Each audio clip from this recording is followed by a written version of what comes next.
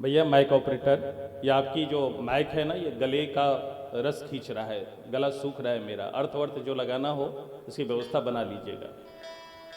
बोलिए भक्तवत्सल भगवान की। तो दान देने में कभी भी विचार न करें। जो सामर्थ्य भगवान ने दिया, पहले 1,00,000 कार्य आवे तो उन 1,00,000 कार्यों को छोड़ करके पहले दान करो। और जब भगवान की भजन की बारी आवे तो कहते हैं सर्वम त्यक्त्वा हरिम भजे। संसार के जितने कार्य हैं उन समस्त कार्यों को छोड़ करके पहले भगवान का भजन करो, क्योंकि यह शरीर नश्वर है, यह शरीर झूठा है। यह नश्वर शरीर, यह पांच भौतिक शरीर से कब प्राण निकल जाए और धाराशायी होकर इस धरातल पे हम गिर जाएं, इसकी कोई गारंटी है? कोई गारंटी नहीं है। इसलिए जब भजन की बारी आवे, और इसलिए संतों ने तो कह दिया कि भैया आसन लगा करके, स्नान करके, चंदन करके, धूप दीप जला करके, नैवेद्य रख करके तब भगवान का भजन करो, ऐसी कोई बात नहीं है। करो तो अच्छी बात है, अच्छी बात तो यही है, ऐसे ही करना चाहिए। पर यदि आपके पास बहुत काम है, बहुत झंझट है, तो काम करते रहो, नाम रटते रहो। काम करते रहिए, बस बजाना नहीं है। काम करते रहिए, पर काम को करते हुए जीवा से सदैव भगवान नाम लेते रहिए। और यदि आपने ऐसा किया तो निश्चित रूप से आपका जीवन पवित्र होगा, आपके आचरण पवित्र होंगे। मन में जो अनेकों मैल, काम क्रोधादिक जो मैल है, नाम के प्रभाव से, नाम की कृपा से ये सारे मैल धीरे धीरे दूर हो जाएंगे। हमारा जो जीवन मलाच्छन्न हो गया है, भक्त वत्सल भगवान के जो दिव्य नाम हैं, उन नामों के द्वारा। अच्छा एक बात और बता दूं, नाम की ऐसी महिमा है, जब भगवान श्री कृष्ण ने पूतना को मारा तब यशोदा मैया विचार करती हैं कि मेरे लाला ने मुर्दे को छू लिया है, और जो मुर्दे को छू ले तो हम आप भी कहते हैं कि भाई स्नान करो तब पवित्र होंगे। तो पवित्र होने के लिए उन्होंने क्या किया, गौशाला लेके गई यशोदा मैया, और अपने लाला के शरीर में गाय गोबर, गौमूत्र, गाय के पैरों के नीचे जो धूली है, मिट्टी है, उन धूली आदि को उठा करके भगवान के अंगों में लेपन करती हैं। और क्या करती हैं, गैया मैया की जो पूंछ होती है ना, उस पूंछ से झाड़ा लगाती हैं। और क्या कहती हैं, मंत्र क्या पढ़ती हैं, वहां अष्टक पूतना नाम से 8 मंत्रों के द्वारा भगवान को, उन 8 श्लोकों के माध्यम से, भगवान के ही नाम है 8 श्लोकों में, उन श्लोकों को बोलते हुए, अर्थात भगवान का नाम लेकर के भगवान की झाड़ा लगा रही हैं। कौन? यशोदा मैया। भगवान छोटे से नन्हे से मंद मंद मुस्कुराने लगे, देखो तो सही, मेरे जीवन में भी जब विपत्ति आती है तो मैया मेरा ही नाम लेकर के मुझे झाड़ा लगाती है। इसीलिए भगवान से भी बढ़ करके क्या है, भगवान नाम। भगवान नाम जो है वह भगवान से भी बढ़ करके है। इसलिए प्रेम से बोलिए राधे राधे। तो काम करते रहो, नाम रटते रहो। संसार को करते हुए, संसार के धर्म कर्म जो भी हैं उसको निर्वाह करना पड़ेगा, क्योंकि संसार में हम हैं। तो इस संसार को करते हुए, सारे कार्य का निर्वाहन करते हुए सदैव अपनी जिह्वा भगवान नाम ले, और मन राख्यों जहां कृपा निधाना। कृपा निधान भगवान श्री हरि जो है, उनमें मन को लगाए रहो और संसार के कामों को करते रहो। ऐसा लगे कि संसार का काम बिगड़ रहा है तो उन परमात्मा से मन को हटा करके उस कार्य को संवार लो, फिर मन भगवान में स्थापित कर अपने जीवन से नाम लेते रहो। चाहे हम घर का गोबर उठावे, चाहे घर में झाड़ू लगावें, बर्तन धोवे, कपड़े साफ करें, या स्नान करें, या हल जोतें, या गाड़ियां चलावें, जीवा तो अपनी बस में है, अपने मुख में है। तो इस जीवा से भगवान नाम लेने का अभ्यास हम खूब अच्छी तरह से करें आदि। तो यहां सूत जी महाराज कथा प्रारंभ करते हुए क्या कहते हैं, सावधानतया शृणु। क्योंकि हमारा मन कथा में नहीं लगता है, संसार में मन लगता है, इसीलिए हे शौनकादि ऋषियों, आप लोग अपने मन से सावधान होकर के प्रेम पूर्वक भगवान की कथा को श्रवण करिए। यह कथा कैसी है? कहते हैं सर्व सिद्धांत निष्पन्नम, समस्त सिद्धांतों के द्वारा जो निष्पादित है, निष्पन्न है, ऐसी दिव्य कथा सार मैं आपको कहने जा रहा हूं। यह कथा कैसी है? बोले काल व्याल मुखग्रास त्रास निर्णास हेतवे। यह काल रूपी व्याल के मुख से त्रास देने वाली यह कथा है, अर्थात मृत्यु भय से मुक्त करने में सर्वसमर्थ यह श्रीमद् भागवत की दिव्य कथा है। ऐसी दिव्य कथा कहने जा रहा हूं, जिस कथा को कीरेन शुकेन भासितम, कलि कलुषित जो जीव है इनके कल्याणार्थ जिन्होंने, अर्थात भगवान श्री हरि ने ही मानो व्यास नंदन बनकर के शुक रूप में इस धरातल पे आए और महाराज परीक्षित को मृत्यु भय से मुक्त करने हेतु दिव्य श्रीमद् भागवत की कथा सुनाई। ऐसी दिव्य कथा सुनाने जा रहा हूं। सुखम नत्वा वदन् सर्वे स्वकार्य कुशलाः सुराः, कथा सुधम प्रयच्छस्व गृहीत्वैव सुधामिमाम्। कहते महाराज परीक्षित को श्री सुखदेव स्वामी गंगा के पावन तट कथा सुनाने ही जा रहे थे कि उसी समय जो स्वर्ग में रहने वाले देवता हैं, ये देवता लोग अमृत कलश लेकर के आए। और एक देवता नहीं, सूर्य हैं, चंद्र हैं, इंद्र हैं, वरुण हैं, सबके सब देवता समूह अमृत कलश लेकर के आए। किनके पास?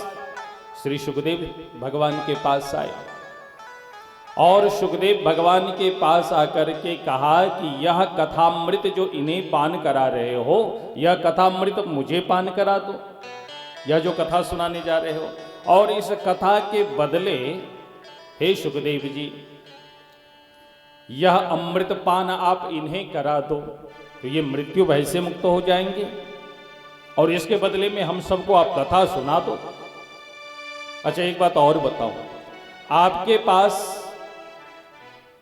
सोने का खजाना हो और कोई लोहे का खजाना लेकर के आए और आपको कहे कि सोने के खजाने से इस लोहे को बदला बदली कर लो, आप करोगे पप्पू जी? आप लोग भी शायद कोई भी नहीं करेंगे। आपके पास रत्नों का भंडार हो और किसी के पास साधारण वस्तुओं का भंडार हो, यदि आपके पास कोई आए और कहे इस रत्नों को भंडार, रत्नों का जो भंडार है मुझे दे दो, इसके बदले ये अमुक अमुक वस्तु आप ले लो, तो शायद कोई देगा? नहीं देगा। अच्छा और दूर की बात है, आपके जेब में 500 रुपया हो और कोई 100 रुपया दे दे और बोले कि भैया तुम्हारे जेब में जो 500 की नोट है वो नोट हमें दे दो, आप दोगे? नहीं दे सकते। क्यों? क्योंकि उसमें हमारा घाटा है। ऐसे ही अमृत सुधा लेकर के ये देवता लोग कथा को खरीदना चाहा, तो श्री सुखदेव भगवान तो साधारण है नहीं। श्री सुखदेव भगवान ने कहा कि भैया देवताओं सुनो ध्यान से, यदि तुम श्रद्धा से युक्त होकर के प्रेम पूर्वक श्रद्धा बनत होकर के कथा सुनने के लिए आते तो हम सहज ही कथा सुनाते आपको, इसमें कोई भेदभाव नहीं है। पर आप लोग अमृत कलश लेकर के आए और मेरी इस कथा को खरीदना चाह रहे हो, यह अच्छी बात नहीं है। आप तो व्यापारी बनकर के इस कथा को खरीदने के लिए आए हो, और यदि मैंने इस सुधामृत के बदले कथामृत हमने पान कर दी, भगवान की कथा हमने आपको दे दी, तो जगत में मेरी भी बदनामी होगी कि श्री सुखदेव भगवान ने भी कथामृत को सुधामृत के चक्कर में उन्होंने बेच दिया देवताओं के हाथों से, और फिर ये देवताओं की निधि हो जाती, देवताओं की संपत्ति हो जाती। जिस स्वर्ग को प्राप्त करने के लिए हम जैसे ही 100 अश्वमेध यज्ञ कर लेते हैं तो उस स्वर्ग लोक को हम प्राप्त कर लेते हैं। पर आप विचार करो, कहीं भी कथा वार्ता सुनो आप, तो जैसे ही आप 99वां यज्ञ पूरी करके जैसे ही 100वां यज्ञ पूरी करने चलते हैं तो इंद्र देवता 100वें यज्ञ को पूर्ण नहीं होने देता। क्यों? क्योंकि ये स्वर्ग का इंद्र बन जाएगा, ये स्वर्ग का राजा बन जाएगा, मेरी गद्दी छिन जाएगी। तो बताओ, ऐसा जो स्वार्थी देवता हैं, ऐसे जो स्वार्थी इंद्र हैं, यदि सुखदेव भगवान जिस समय की ये घटना है, यदि ये कथामृत उन्हें दे देते सुधामृत के बदले, तो क्या आज उन इंद्रों की कृपा से हम भगवान की कथा सुन पाते? नहीं सुन पाते। क्या कल्प वृक्ष हम आप प्राप्त कर पाते हैं? नहीं कर पाते। क्या हम स्वर्ग जा पाते हैं? नहीं जा पाते हैं। बहुत से धर्म कर भी लेते हैं तो उस धर्म का फल यह है कि हम स्वर्ग को प्राप्त करते हैं, पर जैसे ही धर्म का क्षरण होता है, उस धर्म के बदले जो भी हमें सुख मिलना होता है स्वर्ग में, तो पुण्य क्षयम, पुण्य का क्षय होते ही हम पुनः धम्मति से देवताओं के द्वारा इस धरती पे गिरा दिए जाते हैं, इस धरती पे पुनः आ जाते हैं। तो यदि सुखदेव भगवान इस कथा को पूर्व में इंद्र देवता को दे दिए होते, तो क्या यह कथा का जो दिव्य लाभ है हमारे आपके जीवन में मिल सकती थी? क्या मिलना कठिन था। बहुत इन सभी बातों का विचार किया है। और इतना ही नहीं, जब अमृत कलश लेकर के आए तो श्री सुखदेव भगवान ने महाराज परीक्षित की ओर अपनी दृष्टि करके देखा और मानो इशारों में पूछा, क्यों परीक्षित, 7 दिन तक घंटों बैठ करके भगवान की कथा सुनना होगा? घुटने में दर्द होंगे, कमर में दर्द होंगे, भूख लगेगा, प्यास लगेगी, बड़ा कष्ट मिलेगा, मन को शांत रखना पड़ेगा, संसार के सारे कार्यों को छोड़ना होगा।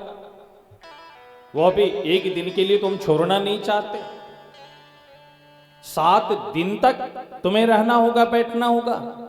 इन सब के चक्कर में मत पड़ो। तुम्हें मरने का भय है, 7 दिन में तुम्हारी मृत्यु ना हो जाए, इसीलिए तो कथा सुन रहे हो। तो यदि तुम्हें मृत्यु भय से मुक्त होना है तो 7 दिन के चक्कर में मत पड़ो। तुम तो बस प्रेम पूर्वक ये देवता लोग अमृत लेकर के आए, इस अमृत को पी लो, तुम अजर अमर हो जाओगे। टेंशन फ्री, 7 दिन तो कौन परिश्रम करता है।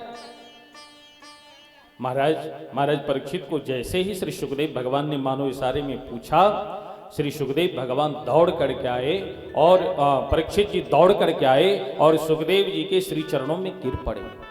बोले, प्रभु क्षमा करना, इस तन को लेकर के मैं क्या करूंगा? यह नश्वर शरीर है, यह पांच भौतिक शरीर आज नहीं कल इसका विनाश होना है। ये संसार के जितने भी सुख हैं, इन सुख को प्राप्त करने के लिए हम गधे की भांति मजदूरी करते हैं, जन्म से लेकर के मरण पर्यंत। पर जिस दिन यह पांच भौतिक शरीर से हमारे प्राण निकल जाते हैं, तो जिनके लिए हम दिन रात गधे की भांति मजदूरी करते हैं, वही कंधों पे उठा करके कहता है, राम राम सत्य है, सबका यही गत है।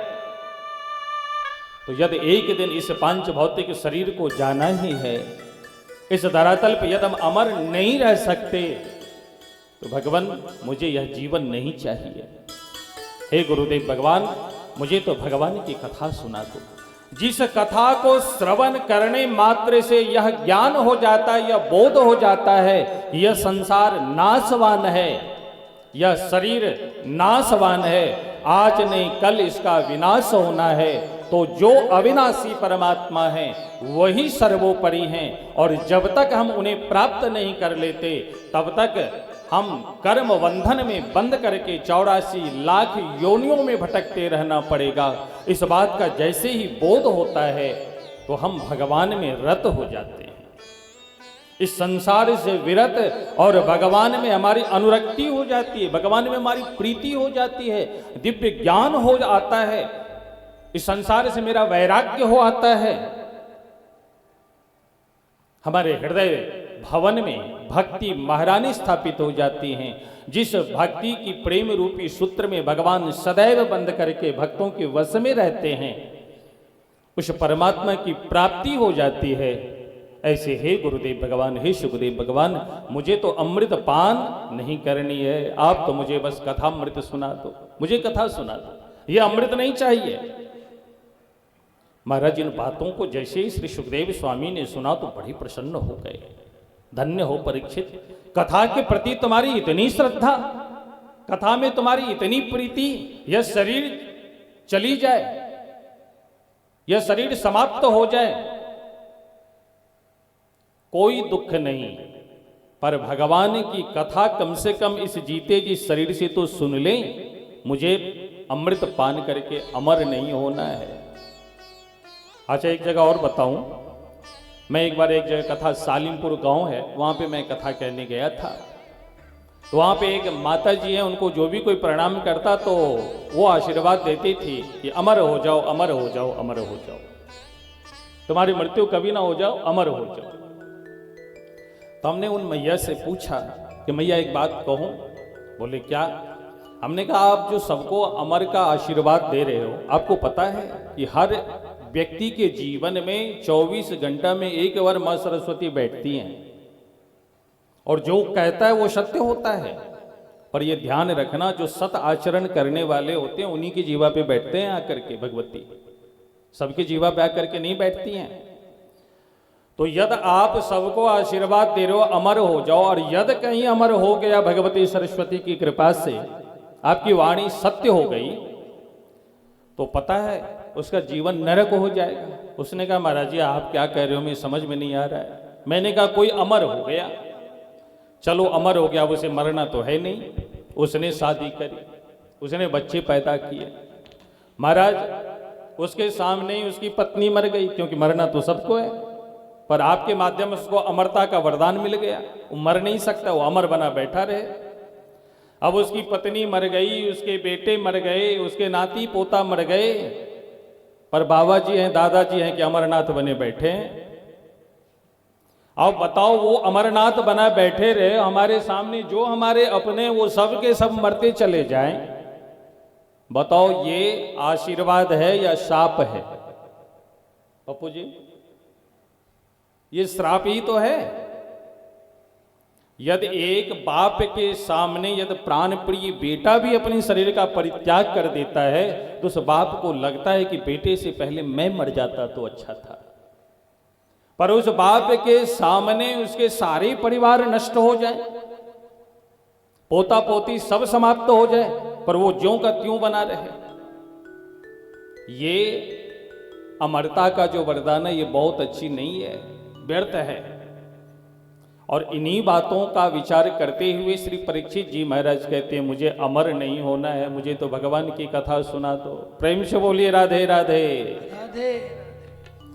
महाराज परीक्षित के इन वचनों को सुनकर के श्री सुखदेव स्वामी बहुत प्रसन्न होते हैं, और प्रसन्नता पूर्वक अपनी टेढ़ी भ्रिकुटी अपनी आंखों को देवताओं की ओर करी, और थोड़ा सा क्रोध उन्होंने अपने मन में अपनी बुद्धि में ला करके देवताओं को डांट लगाई।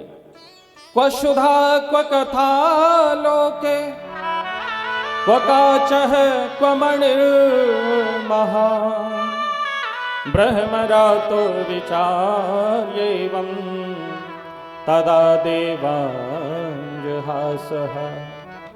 अरे देवताओं, कहाँ तुम्हारी यह सुधा और कहाँ दिव्य हमारी यह भगवान की मंगलमय कथा, जिस कथा को श्रवण करने मात्र से यह बोध हो जाता है, जिस कथा को श्रवण करने मात्र से यह ज्ञान हो जाता है कि भगवान ही एक अविनाशी हैं, अन्यत्र जितने भी इस सृष्टि में जो भी जीव जंतु हैं सब विनाशी हैं। अर्थात यह श्रीमद् भागवत की कथा मुझे मरना सिखाती है। हम भजन भी गाते हैं, इतना तो करना स्वामी जब प्राण तन से निकले। तो जब प्राण तन से निकले उस समय की अवस्था क्या हो, कैसी हो, तो भजन आप लोगों ने सुना होगा, समय आने पे सुनने को भी मिलेगा आपको।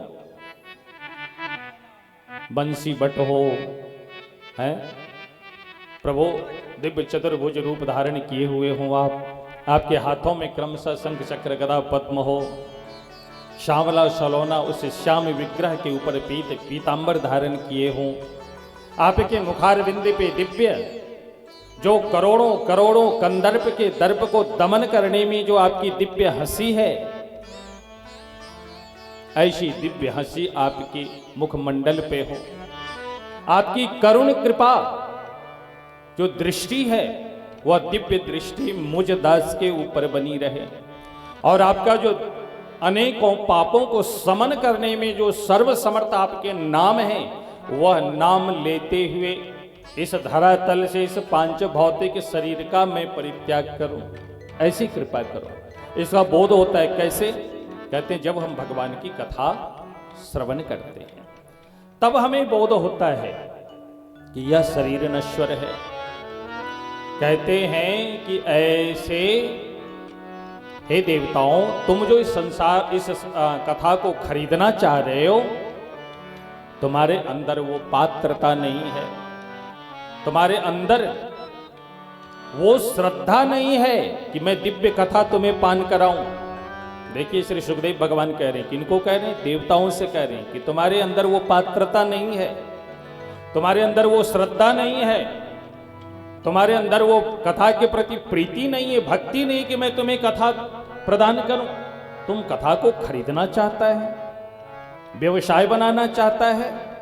महाराज डांट लगाई, भाग जाओ यहां से, नहीं तो क्रोध आया तो तुम्हारी खैरियत नहीं, तुम्हारा कल्याण होने वाला नहीं। अच्छा, जितने भी देवता हैं सभी जानते हैं कि श्री सुखदेव स्वामी कितने सर्वसमर्थवान हैं। यदि ये क्रोधित हो गई, कुपित हो गई, तो त्रैलोक्य में कोई शरण देने वाला नहीं। सारे देव वृंद अमृत कलश लेकर के भाग खड़े हुए और सबके सब पहुंच गए कहाँ? कहते हैं सबके सब ब्रह्मलोक पहुंच गए, और ब्रह्मलोक में भगवान पितामह भगवान श्री हरि के चरणों में प्रणाम किया और बोले, पितामह मुझे तो बड़ा आश्चर्य लग रहा है। बोले क्या हुआ?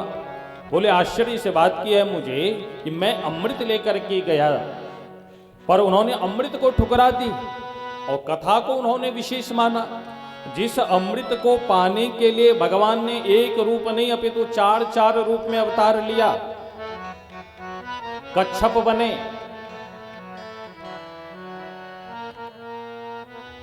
कच्छप कूर्म बने, धनवंतरी के रूप में आए।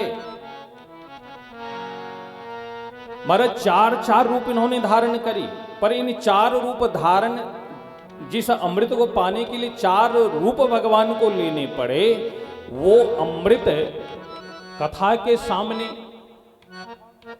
उन्होंने कह दिया कि इस अमृत का कोई महत्व नहीं, कथा ही सर्वोपरि है। आखिर मैं जानना चाहता हूं कि ये अमृत जो है कथा के सामने छोटा कैसे और कथा कैसे बड़ी हो गई? आखिर इस कथा की विशेषता क्या है, महत्ता क्या है? महाराज ब्रह्मा जी ने कहा कि देखो देवताओं, इस दिव्य कथामृत का ज्ञान भी बोध भी मुझे भी हुआ है। किनसे? बोले नारायण के माध्यम से।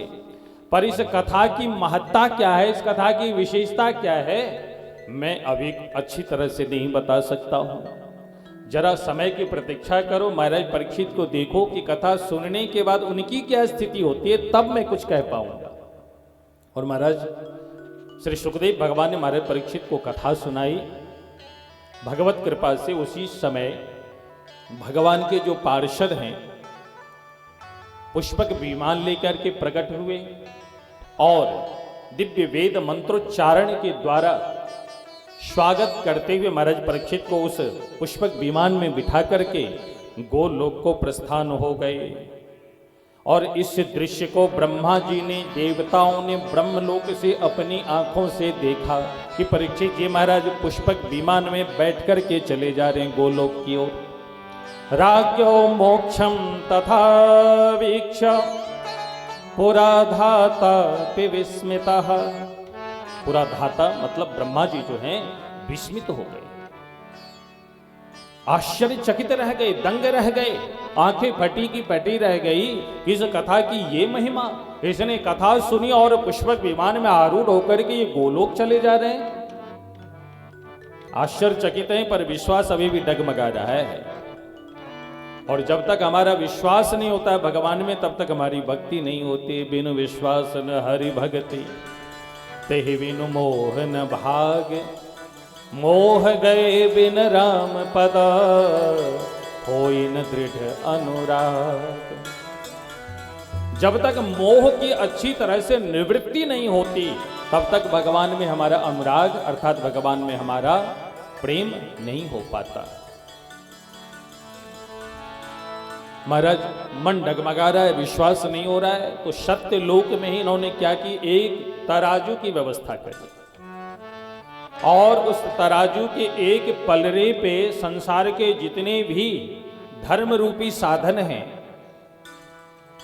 व्रत है, जप है, तप है, नियम है, आसन, प्राणायाम, समाधि आदि जितने भी शास्त्र पुराण हैं, इन सबों को उस तराजू के एक पलरे पे रखा और दूसरे पलरे पे भागवत जी को बिठाया गया और फिर उस तराजू को उठा करके ब्रह्मलोक में जैसे ही ब्रह्मा जी ने देखा तो सबकी आंखें फटी की फटी रह गई।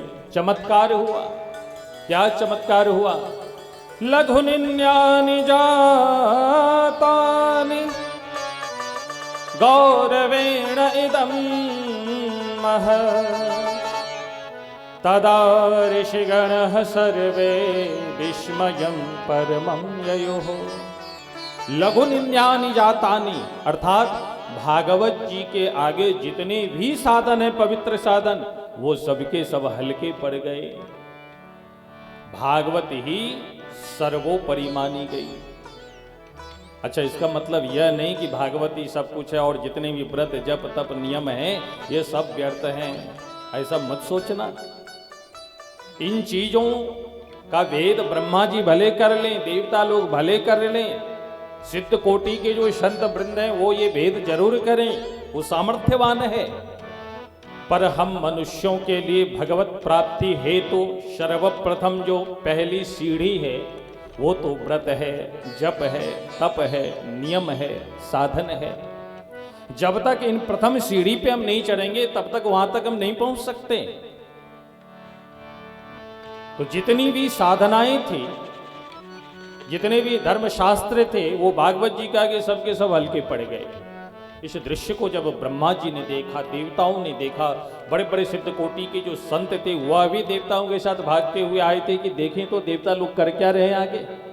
उन्होंने जब देखा कि ब्रह्मा जी से उन्होंने प्रश्न किया कि कथा की महिमा विशेष है या अमृत की विशेष महिमा है, तो इन बातों को सुनने के लिए बड़े बड़े देवता भी, ऋषि भी ब्रह्मलोक में रुके हुए थे, प्रतीक्षारत थे।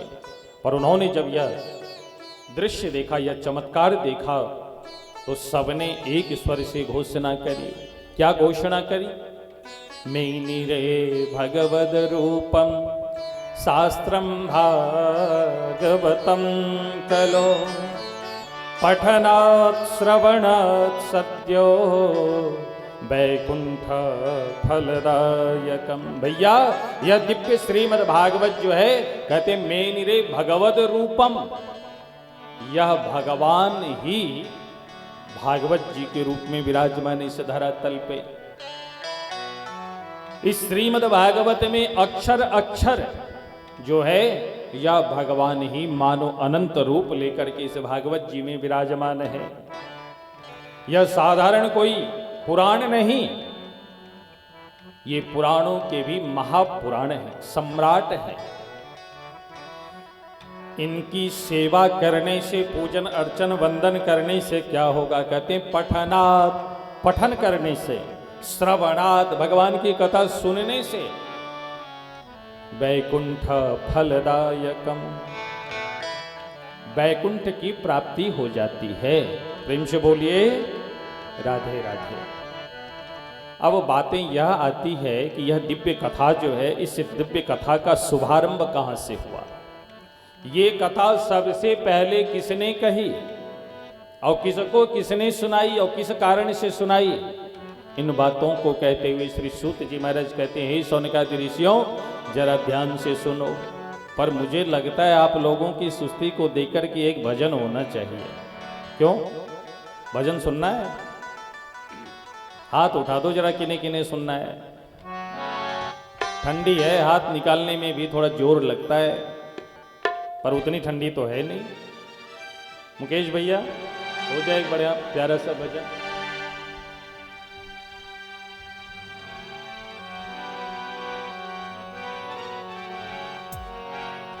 संतन के संग लाग रे तेरी अच्छी बनेगी।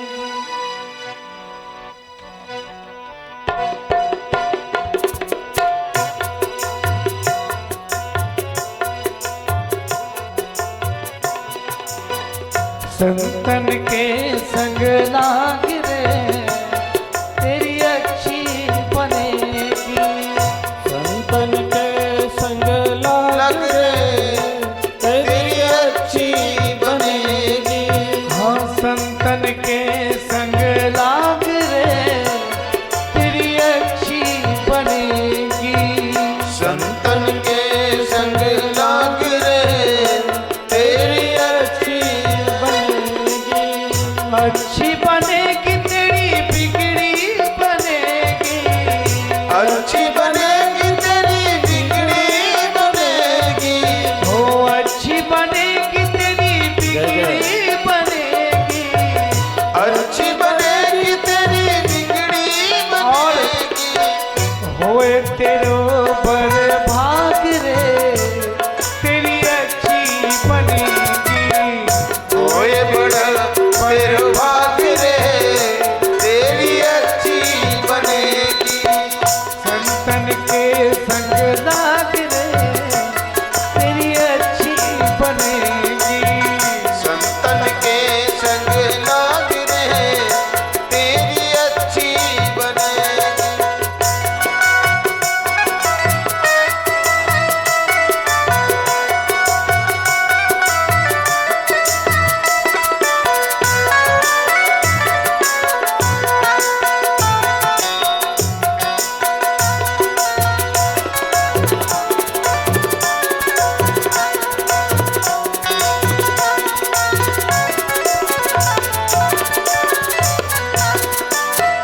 संतन संग कर पुण्य कमाई।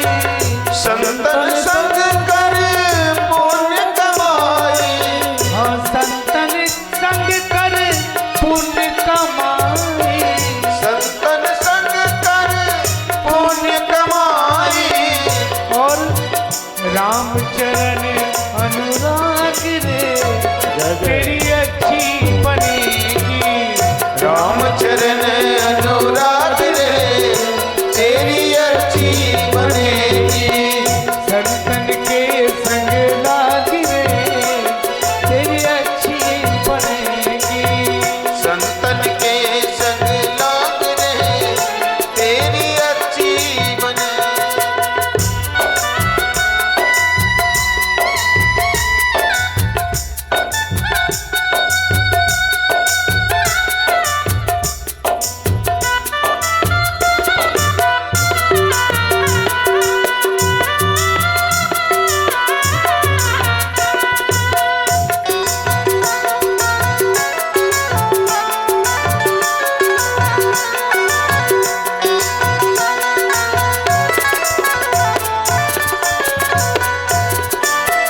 कागा से तो है हंस करेंगे।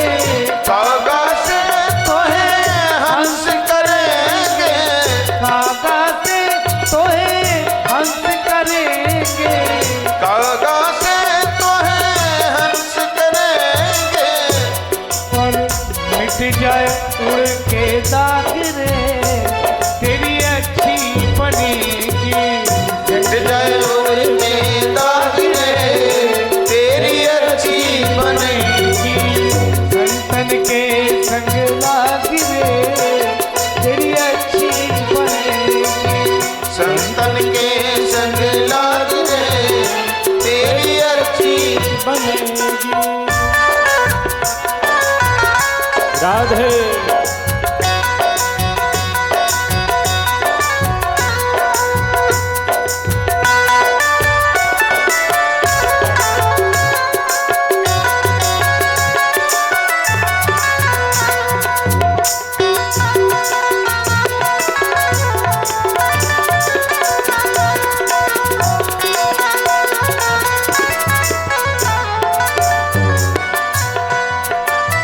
ध्रुव जी की बन गई प्रहलाद जी की बन गई।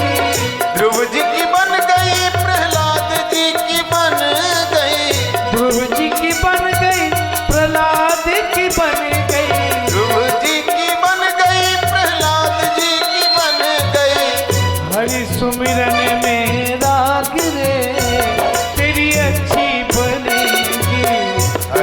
हिरन में लाग रे तेरी अच्छी बनेगी।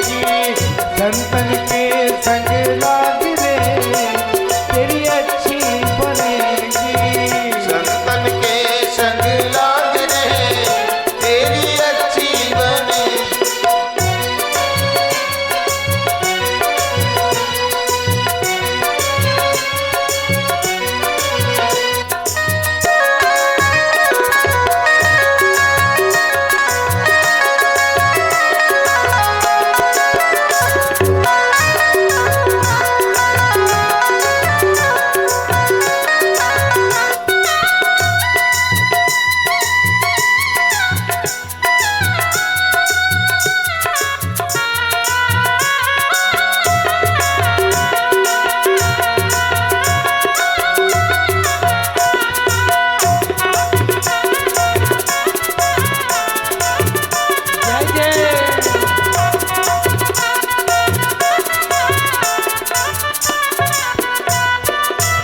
मोहनिसा में बहुत दिन सोए, मोहनिसा में बहुत दिन सोए। मोहनिसा में बहुत दिन सोए। मोहनिसा में बहुत दिन सोए। और जाग सके तो जाग रे, हो जाग सके तो जाग रे तेरी अच्छी बनेगी। जाग सके तो जाग रे तेरी अच्छी बनेगी। संतन के संग लाग रे तेरी अच्छी बनेगी। संतन के संग लाग रे तेरी अच्छी बनेगी। हाँ, संतन के संग लाग रे तेरी अच्छी बनेगी। संतन के संग लाग रे तेरी अच्छी बनेगी। तेरी अच्छी बने, और तेरी अच्छी बने, तेरी बिगड़ी बने, तेरी बिगड़ी बनेगी। तेरी अच्छी बने। प्रेम से बोले श्री संत भगवान भगवान की की जय। जय जय श्री राधे श्याम। अब शौनक जी महाराज ने प्रश्न किया। क्या प्रश्न किया? बोले यह जो सप्ताह की विधि है कि 7 दिन के अंतर्गत भागवत जी की कथा सुनी जाए, जिस कथा को सुनने से मुक्ति मिल जाती है, ये परंपरा सर्वप्रथम कहाँ से प्रारंभ हुई और किसने प्रारंभ करी, यह बताने की कृपा करें। सप्ताहेन श्रुतम चैतत सर्वथा मुक्तिदायकम सनकाद्य पुरा प्रोक्तम नारदाय दया परे है। श्री सूत जी महाराज ने कहा कि हे शौनकादि ऋषियों, एक बार सनक सनंदन सनातन सनत कुमार जो ब्रह्मा जी के सुपुत्र हैं, इन्होंने नारद जी के ऊपर कृपा करके ये कथा सुनाई और उसी दिन से साप्ताहिक कथा प्रारंभ हो गई। इन बातों को जैसे ही सुना शौनक जी ने कहा कि सूत जी मुझे तो बड़ा आश्चर्य लग रहा है। क्यों? बोले लोक विग्रह मुक्तस्य नारदस्य स्थिरम च।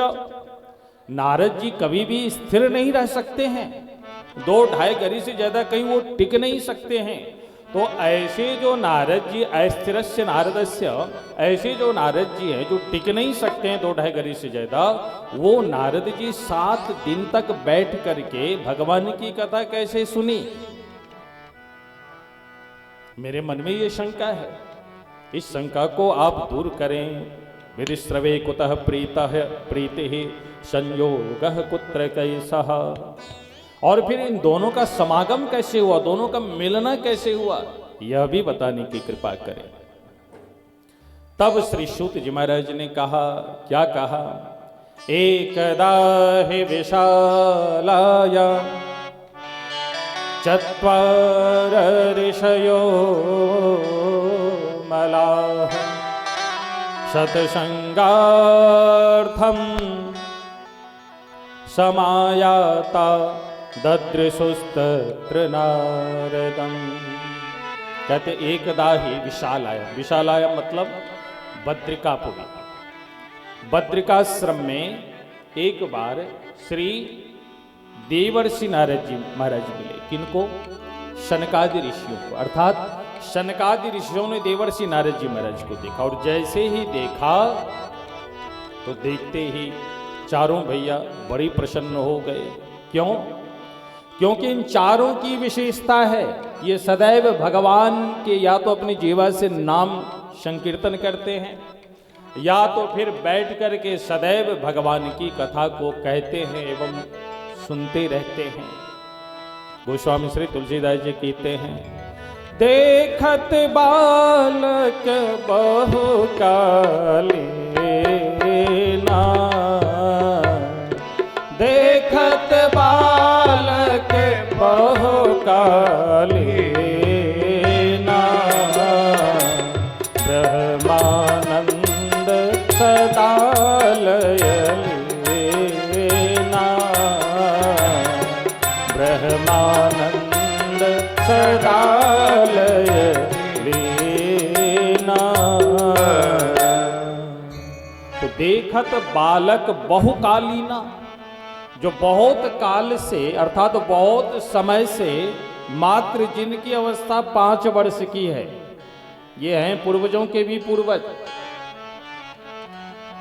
इनके सामने न जाने कितने गुजर गए, पर इनकी अवस्था मात्र 5 वर्ष की बनी रहती है।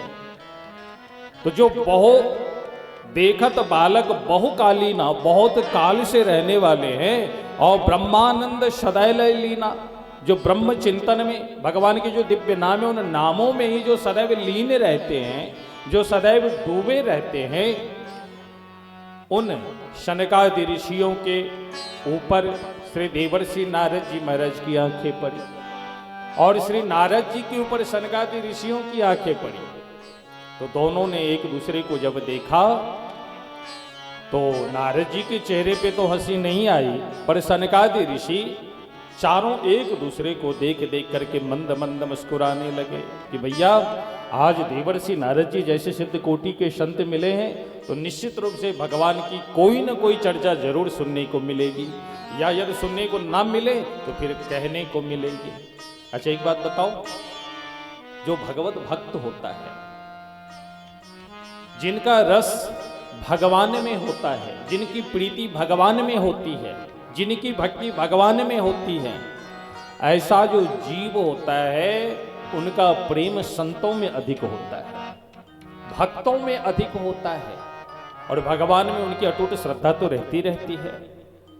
तो ऐसे जो सदा लयलीना ब्रह्मानंद रस में जो सदैव डूबे रहते हैं, उन सनक सनंदन सनातन सनत कुमारों ने जब श्री देवर्षि नारद जी महाराज को देखा तो चारों भैया एक दूसरे को देख करके प्रसन्न हो गए और मंद मंद मुस्कुराने लग गए।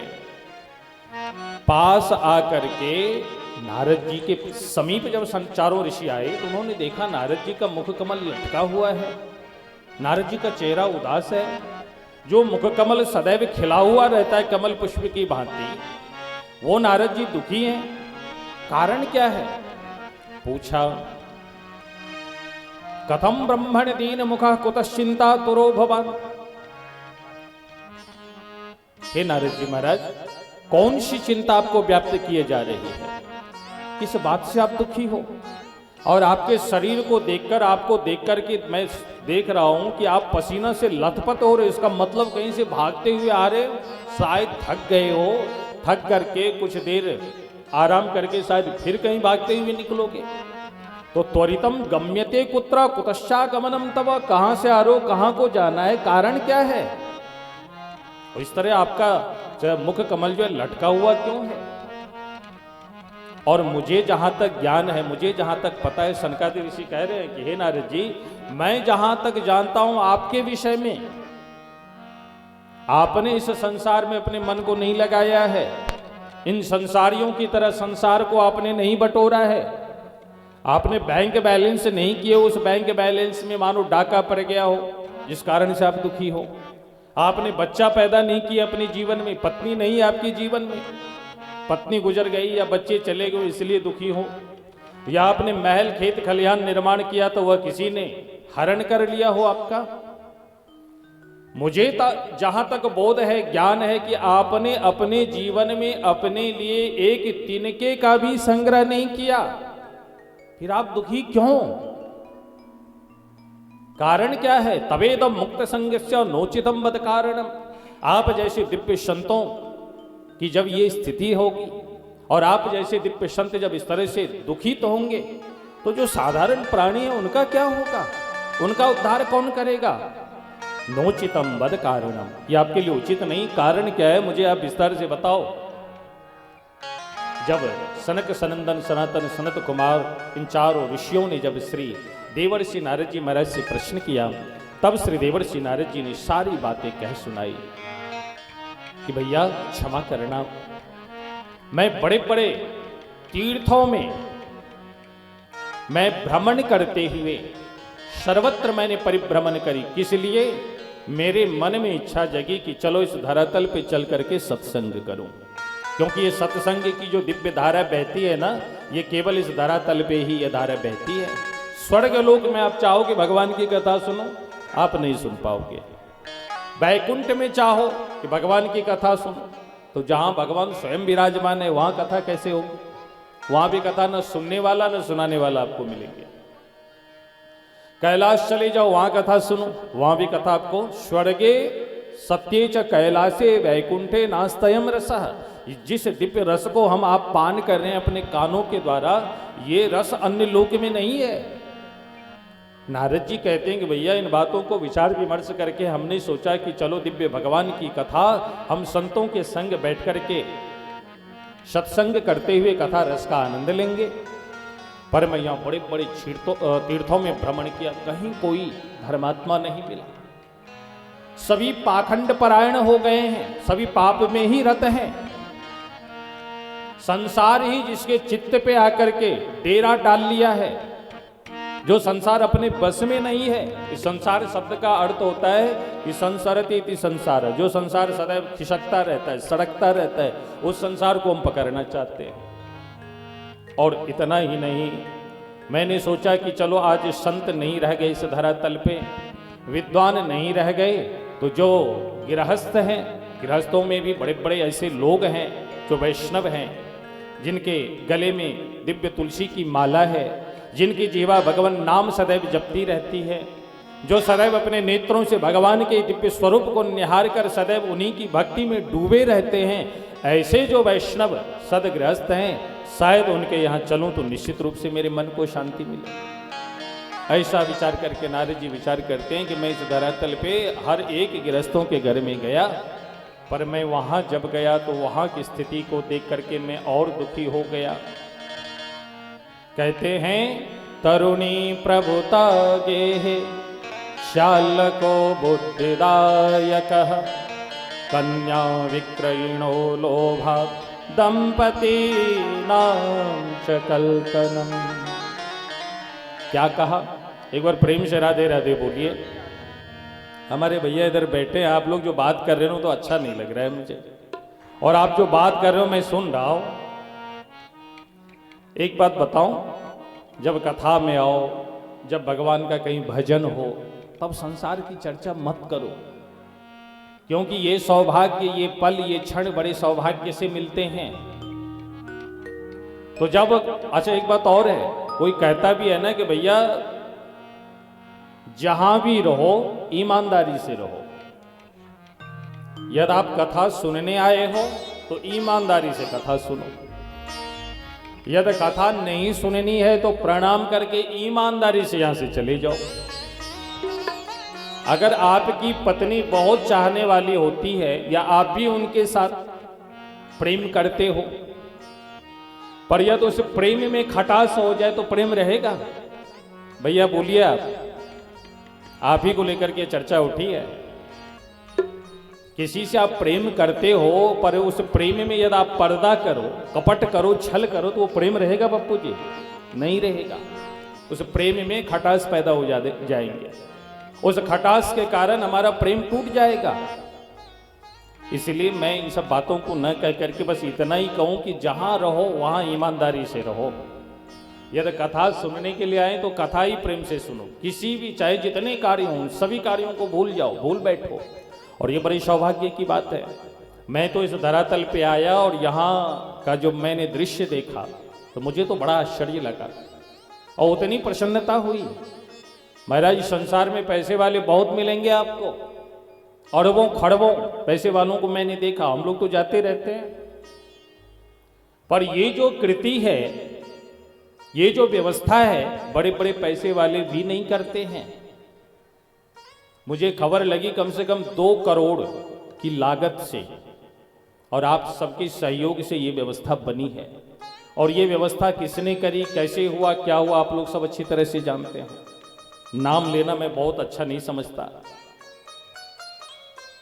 तो ऐसी दिव्य वसुंधरा यह धरा पावन हो गई। आप देखना धीरे धीरे यहाँ के प्रति ऐसी श्रद्धा जगेगी सबकी, और भगवान श्री हरि की प्रतिष्ठा होते ही देखना सबका जीवन कैसे बदलता है, सबके घर में कितनी शांति मिलती है, सबका जीवन पलट जाएगा। आज तक हम पशुवत थे, पर भगवान की कृपा से एक धर्मात्मा ने से गांव में जन्म लिया, परिणाम यह मिला कि इतना बड़ा क्षेत्र है, और ऐसी दिव्य व्यवस्था के साथ भगवत कृपा से ऐसी बुद्धि उन्हें मिली कि जिन्होंने ये व्यवस्था करी, और वो व्यवस्थापक मेरे सामने परीक्षित बन के बैठे हैं सपत्नी। और फिर भी हम यदि ईमानदारी से लाभ न ले पाए, इस यज्ञ में हम सहयोग न करें, धन से आप सहयोग न करो, धन की यदि कमी हो तो, पर यदि परमात्मा ने दिया है तो पीछे भी नहीं रहना है, क्योंकि दान दिए धन ना घटे, घटे न सरिता नीर। तो दान देने से धन घटता नहीं है। दान धन हमारे जीवन में हमने जो बेईमानी से धन कमाए हैं, उन पापों का, उन बेईमानी का यदि मार्जन करना हो, धन को शुद्ध करना हो, तो एक ही तरीका है कि दान दो। तो जहां तक हो सके सहयोग भी करो। पर भगवान ने जिसे धन नहीं दिया है तो तन तो है, इस तन से सेवा करो इस यज्ञ में। कोई आकर के झाड़ू लगाओ, कोई आकर के वहाँ जो हमारी माताएं बहनें हैं, जो यज्ञशाला में जो पूजा के जो बर्तन हैं, उन बर्तनों को आकर के सवेरे सवेरे मल दिया करो। कोई माता कोई बहनें पवित्र अवस्था में जो हों, वो यज्ञशाला में प्रवेश करके गाय गोबर से लेपन कर दें। हमारे पंडित जी प्रातःकाल 8 बजे 9 बजे पहुंचे, उससे पहले ही यज्ञशाला को बढ़िया से गाय गोबर से लेपन कर दो। सबके घर आंगन में तुलसी है, दुर्वा है, पुष्प है, उन पुष्पों को तोड़ करके, तुलसी तोड़ करके, दुर्वा तोड़ करके, खूब मात्रा में भर भर करके सुंदर सुंदर माला बना करके भगवान श्री हरि हमारे आंगन में आ रहे हैं, हमारे गांव में आ रहे हैं, जिनसे सब कुछ मिलना है। उन परमात्मा की प्रतिष्ठा, उनका पूजन अर्चन वंदन 7 दिन तक करने का जो यह सौभाग्य मिला है, सज्जनों में आपसे निवेदन करूं, आप अपने घर से दुर्वा है, तुलसी है, फल है, प्रसाद के रूप में मिठाई है, जो भी आपके पास सामर्थ्य है, दूध है, दही है, आप ला करके यज्ञशाला में पंडित जी को देवें और उनसे प्रार्थना करें कि मुझे निर्धन के द्वारा, गरीब के द्वारा जो वस्तु मैंने आपको दी, हमारे ठाकुर श्री हरि, हमारे प्राणनाथ जगन्नाथ भगवान श्री हरि का आप श्रृंगार करो, उनका सत्कार करो, ताकि वो प्रसन्न होवें। ये बड़ा सुंदर सुअवसर है। पर इस सुअवसर को पाने के बाद भी मैं देख रहा हूं कि कई ऐसी माताएं कि जो अभी सो रही हैं, और अभी समय क्या हुआ है, टाइम 8:20 हुए हैं। हमें तो लग रहा है अब वज्र देहात से, देहात में भी शायद 8 बजे कोई नहीं सोता होगा। क्यों भैया जी, सोता है? नहीं सोता है। 9-10 बजे से पहले तो कोई नहीं सोता है। पर विचार करो, कथा में आते ही मेरी आंखें लग रही है तो समझ लो ये पाप का ही परिणाम है कि ताप के रूप में मेरी आंखें बंद हो जा रही है, मेरा मन कथा में नहीं लग रहा है। यदि संसार चित्त में चढ़ा हुआ है तो भगवान की कथा इस कर्ण विवर के द्वारा, इस कान के द्वारा हृदय में नहीं आ सकती। इसीलिए इस संसार को निकालें, अपने मन की चंचलता को दूर करें और ईमानदारी से आप मुझे टुकुर टुकुर देखते रहो और मैं आपको देख करके तो कथा कह ही रहा हूं। प्रेम से कथा सुनिए। बोलिए भक्त वत्सल भगवान की जय। श्री देवर्षि नारद जी महाराज कहते हैं कि मैं उन माता पिता के घर में पहुंचा तो तरुणी प्रभुता गे श्यालको बुद्धिदायक मैंने देखा उस घर की विडंबना, एक तो सब धर्म से विरत हो गए, अर्थात धर्म से कोई लेना देना नहीं है। थोड़ी बहुत भजन क्या कर लेते, चंदन क्या धारण कर लेते, धूप दीप भगवान को क्या दिखाते, कहते हम धर्मात्मा हो गए। अच्छा, इतना करने से कोई धर्मात्मा होता है? शायद ऐसा हो तो शायद ये आप लोगों की मान्यता है, पर ऐसा करने से कोई धर्मात्मा नहीं होता है। जिस माता पिता ने हमें जन्म दिया, उन माता पिता को ही हम पहले प्रसन्न नहीं कर पाते। माता पिता में हमारी प्रीति, हमारा प्रेम कब तक? जब तक हम युवा नहीं हो जाते, और युवा के बाद जब तक हमारी शादी नहीं हो जाती। जब तक बच्चा छोटा रहता है माता पिता में बड़ा प्रेम रहता है, और जैसे ही कुछ बड़े होते हैं तो खिलौना से प्रेम होता है, उस खिलौना से खेलते हैं। खिलौना टूट जाए तो वह बालक खूब रोता है, तो मैया प्रेम से समझाती, कोई बात नहीं मेरे प्यारे, मैं फिर से लाके दे दूंगा, चिंता मत करो। पर कुछ और बड़ा होता है तो खिलौना से मोह भंग होता है, फिर उनके दोस्त यार हो जाते, मित्र हो जाते, फिर उनमें प्रेम होता है। समय आने पे वह प्रेम भी फीका पड़ जाता है। कब फीका पड़ता है वह प्रेम? वो दोस्त, वो मित्र, वो साथी, वो सखी सहेली कब फीके पड़ जाती हैं? कहते हैं जब हम विवाह, हमारी शादी हो जाती है, जब हम विवाह कर लेते हैं। रुनुक झुनुक करके जब 16 श्रृंगार करती हुई देवी जी आती हैं जीवन में, तो सारे मित्र फीके पड़ जाते हैं। और देवियों के जीवन में जब कोई पुरुष काम रूप में आता है तो सारी सहेलियां फीकी पड़ जाती है। अब महाराज, जिस माँ के लिए, जिस माँ को न देखकर हम बेचैन हो जाते थे, जिस बाल्यावस्था में, बालापन में, अब देवी जी को आते ही वह माँ मुझे फूटी आंख नहीं सुहाती। अब वो उन माँ में जिन माँ के प्रति कोई एक शब्द बोल दे तो हम उसे झगड़ा करने के लिए तैयार हो जाते।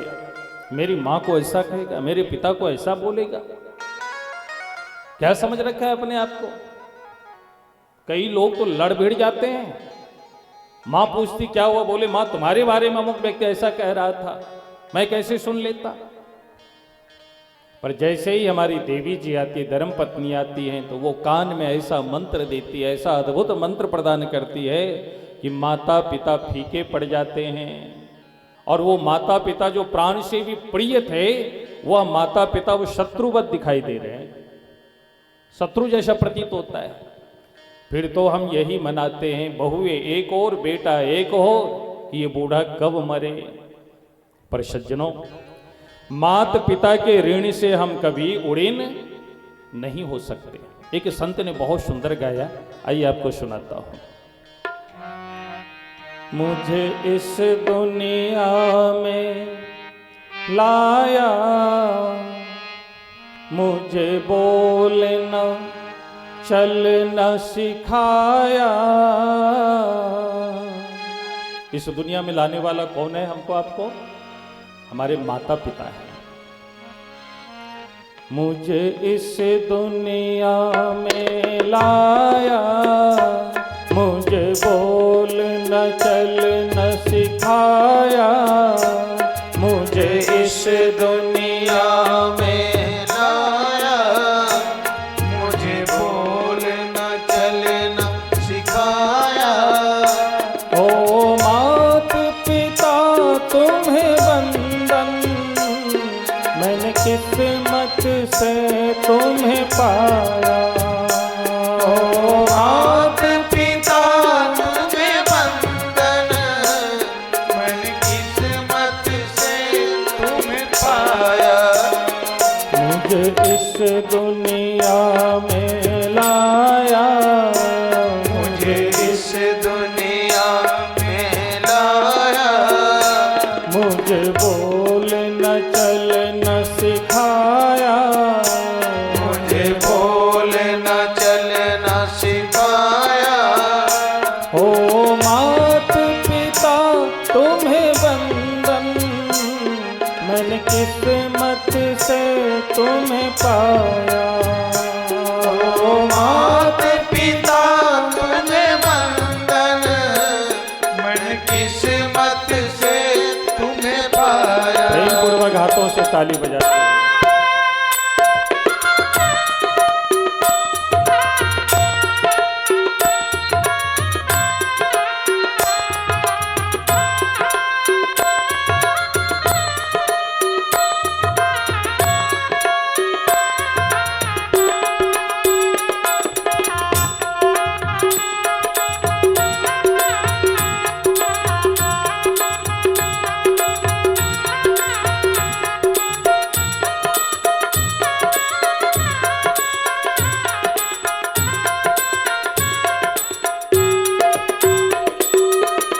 बहुत अच्छी बात।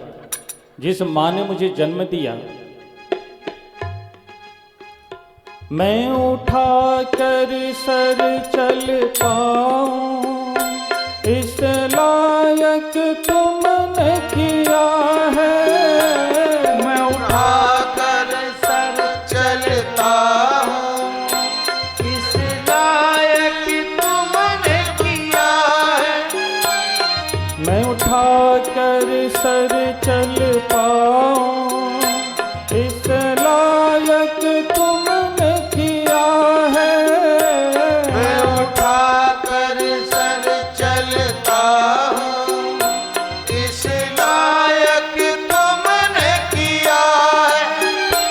कभी हाथ नहीं फैलाऊं, मुझे तुमने इतना दिया है। कभी हाथ नहीं फैलाऊं, मुझे तुमने इतना दिया है। मुझे जग की रीत सिखाई, मुझे धर्म का पाठ पढ़ाया। ओ मात पिता तुम्हें वंदन, मन किस्मत से तुम्हें पाया। ओ मात पिता तुम्हें वंदन, मैंने किस्मत से तुम्हें पाया। मुझे इस दुनिया में लाया, मुझे इस दुनिया में लाया। मुझे बोलना चलना सिखाया। मुझे बोलना चलना सिखाया। ओ मात पिता तुम्हें वंदन, मैंने किस्मत से तुम्हें पाया। ओ मात पिता तुम्हें वंदन, मैंने किस्मत से तुम्हें पाया।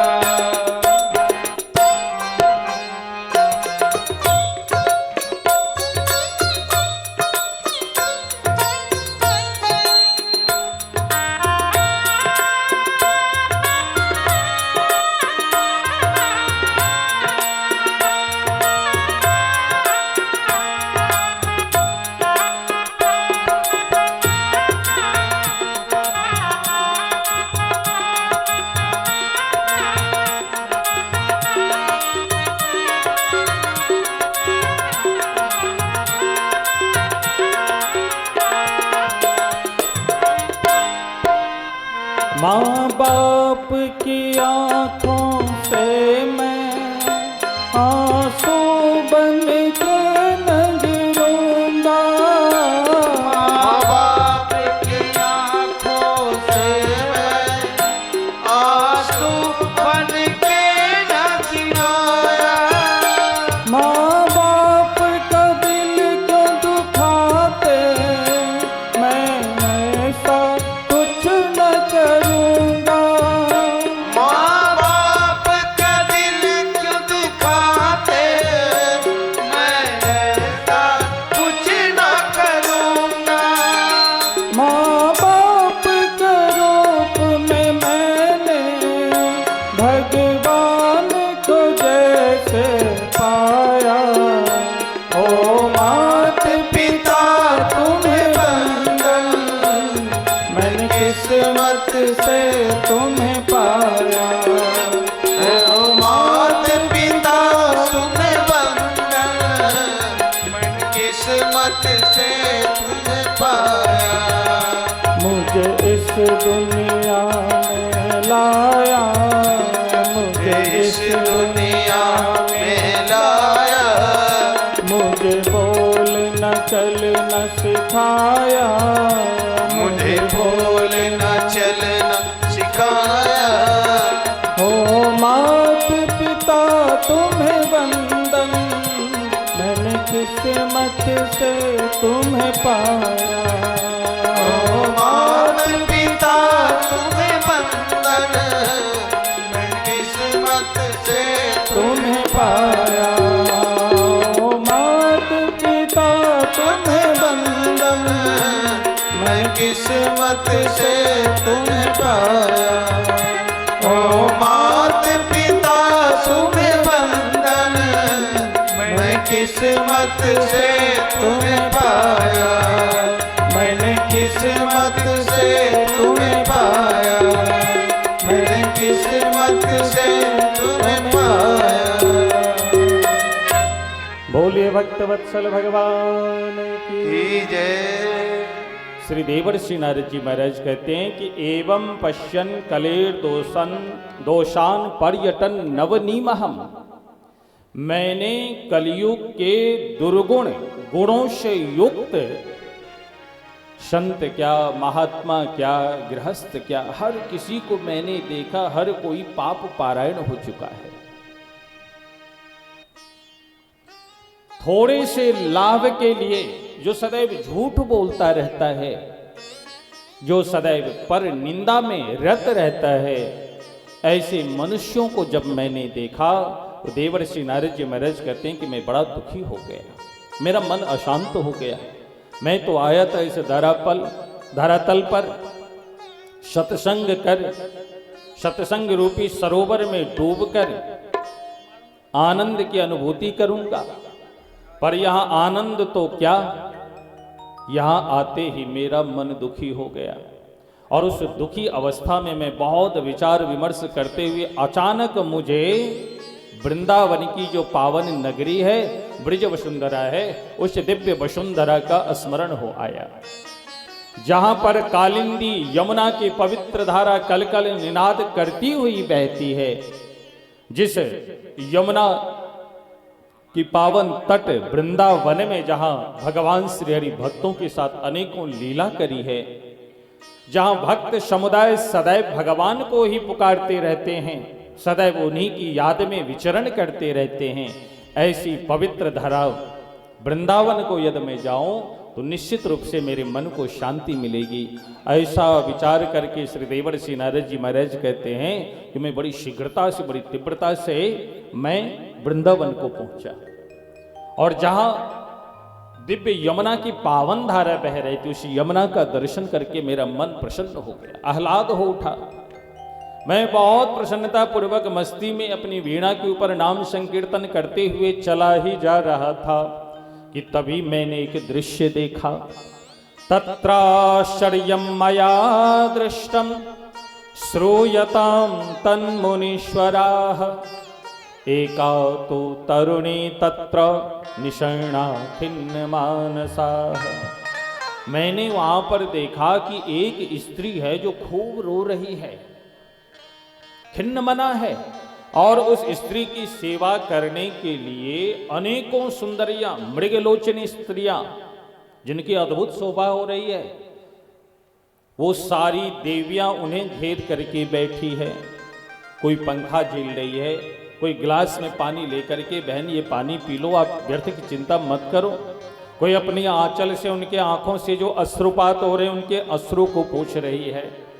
कई ऐसी देवियां हैं जो उस रोती हुई महिला को समझाने का प्रयत्न कर रही हैं, अनेकों ज्ञान की बातें कर रही हैं, पर वो देवी है कि रोती चली जा रही है फपक फपक कर। इस दृश्य को देखा तो मुझे बड़ा आश्चर्य लगा। तभी मैंने एक और देखा। क्या देखा? बोले वहां पर मैंने दो अचेतन अवस्था में पड़ा हुआ दो बुढ़े को देखा, जिसका शरीर जर्जरित है, उसके शरीर में केवल हड्डियां ही दिखाई पड़ रही है।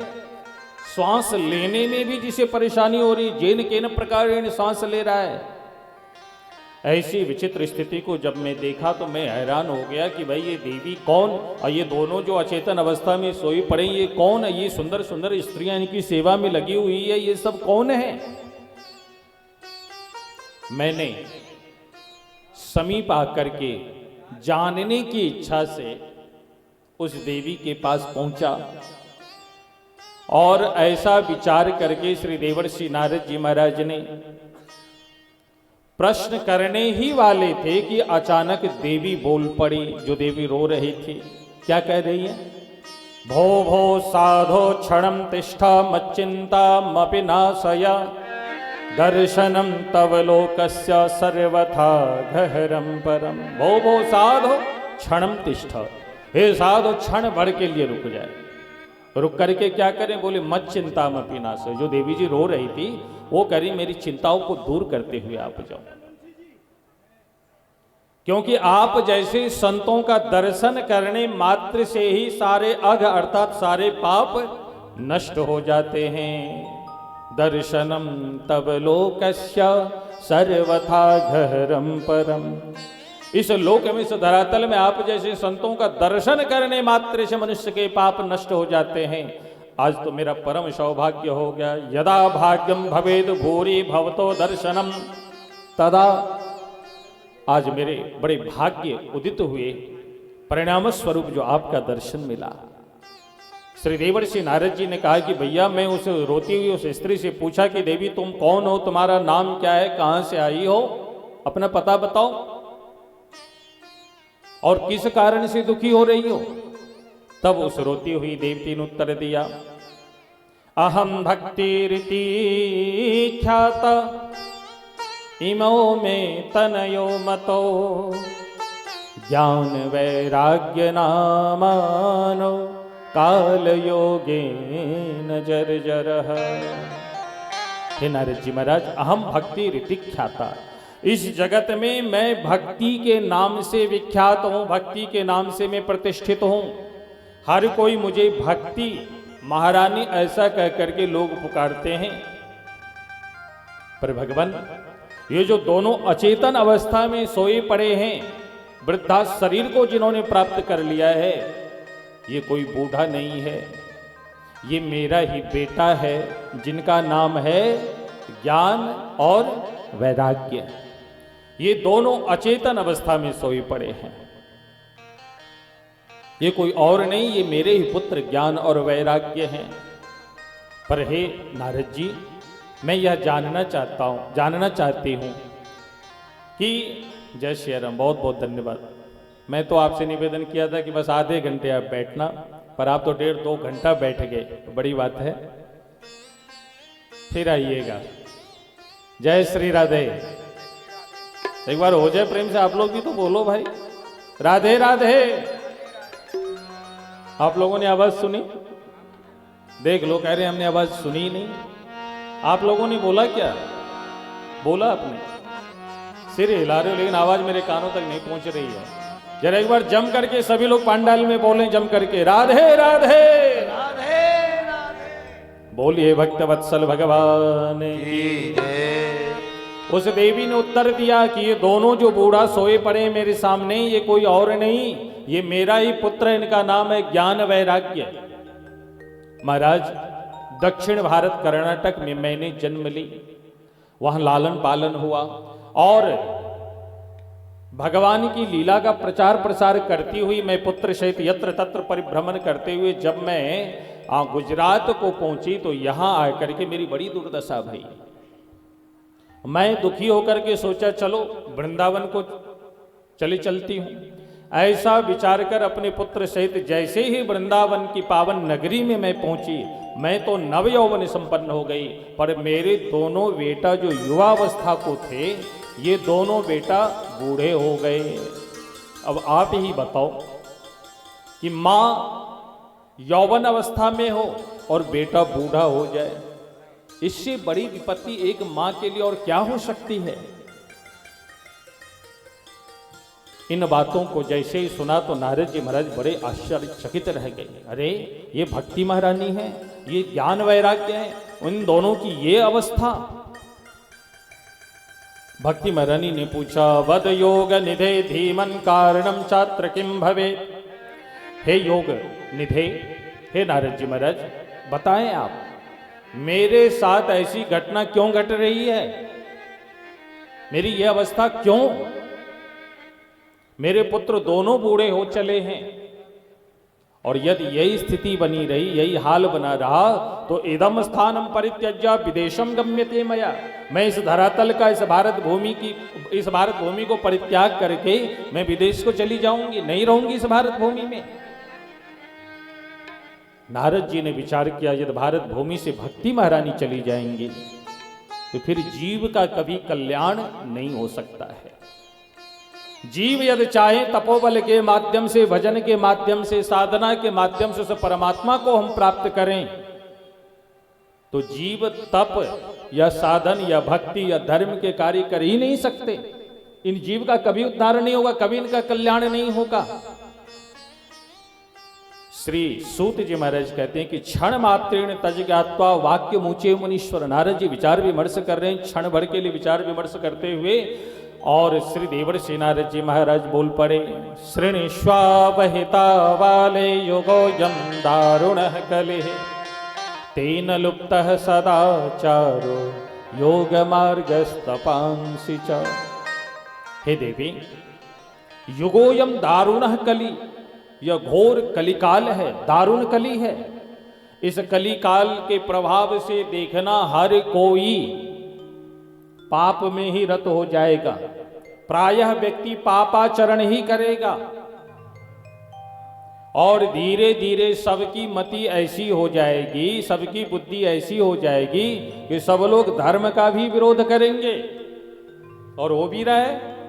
हमारे इस भारत भूमि में सनातन धर्म के जितने विरोधी हैं, शायद हमें नहीं लग रहा है कि अन्य इतने विरोधी जन्म लिए होंगे। जिस सनातन धर्म को डेंगू कहा जाता है, मलेरिया कहा जाता है, पता नहीं क्या क्या नाम दिया इन लोगों ने मिलकर के। किस लिए? तो राज्य सत्ता को पाने के लिए, हमारी राजनीति चमक जाए और सब लोग मिलकर के हमें वोट दे दें। जो हमारे विपक्षी हैं, जो सनातन धर्म को मानने वाले नहीं, उनकी ठप्पा मेरी और उनकी मुहर लग जाए और मैं राज्य सिंहासन को पा जाऊं, फिर चैन की बंसी बजाऊंगा इस भारत भूमि में।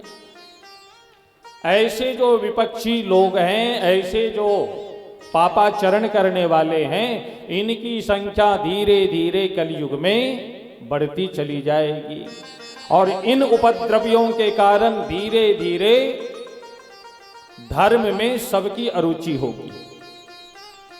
धीरे धीरे इस कलयुग का ऐसा प्रचंड रूप होगा कि धर्म को मानने वाला कोई नहीं होगा। अभी तो बहुत कुछ दिख रहा है, कथाएं हो रही, तो इतनी माताएं हैं, इतने हमारे भाई बंधु हैं, सब आनंद ले रहे हैं, सब कथा से आनंद सुन रहे हैं। पर तेन लुप्तः सदाचारो योग मार्गस्तपांसि च। धीरे धीरे जितने भी ये योग मार्ग हैं, ये तप हैं, जप हैं आदि, ये धर्म की जो व्यवस्था है, ये पूजन अर्चन वंदन है, सब लोग धीरे धीरे इसका परित्याग करते जाएंगे, सब धर्म से दूरी बना लेंगे। और परिणाम क्या होगा? जना अघा सुरायन्ते साठ्य दुष्कर्मकारिणः। सबकी वृत्ति, सबकी बुद्धि अघासुर के समान हो जाएगी। अघासुर जानते हैं पप्पू जी? अजगर को कहते हैं। अजगर क्या करता है?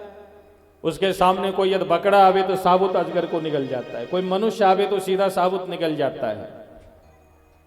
तो ये अघासुर वाली वृत्ति, अजगर वाली जो वृत्ति है, हम सबकी धीरे धीरे ऐसी ही वृत्ति हो जाएगी। दूसरे की पत्नी को छीनना है, स्त्री दूसरे पति को छीनना है, लेस मात्र विचार नहीं करेगा या करेगी। दूसरे के धन को हड़पना है, इसके लिए भी विचार नहीं करेंगे। जैसे अजगर साबुत कुछ भी निकल जाता है, ऐसे ही हम आप सुखी होने के लिए क्या अच्छा है क्या बुरा है, इन बातों को ताक पे रख छोड़ेंगे और सुखी होने के लिए कुछ भी करने को तैयार हो जाएंगे।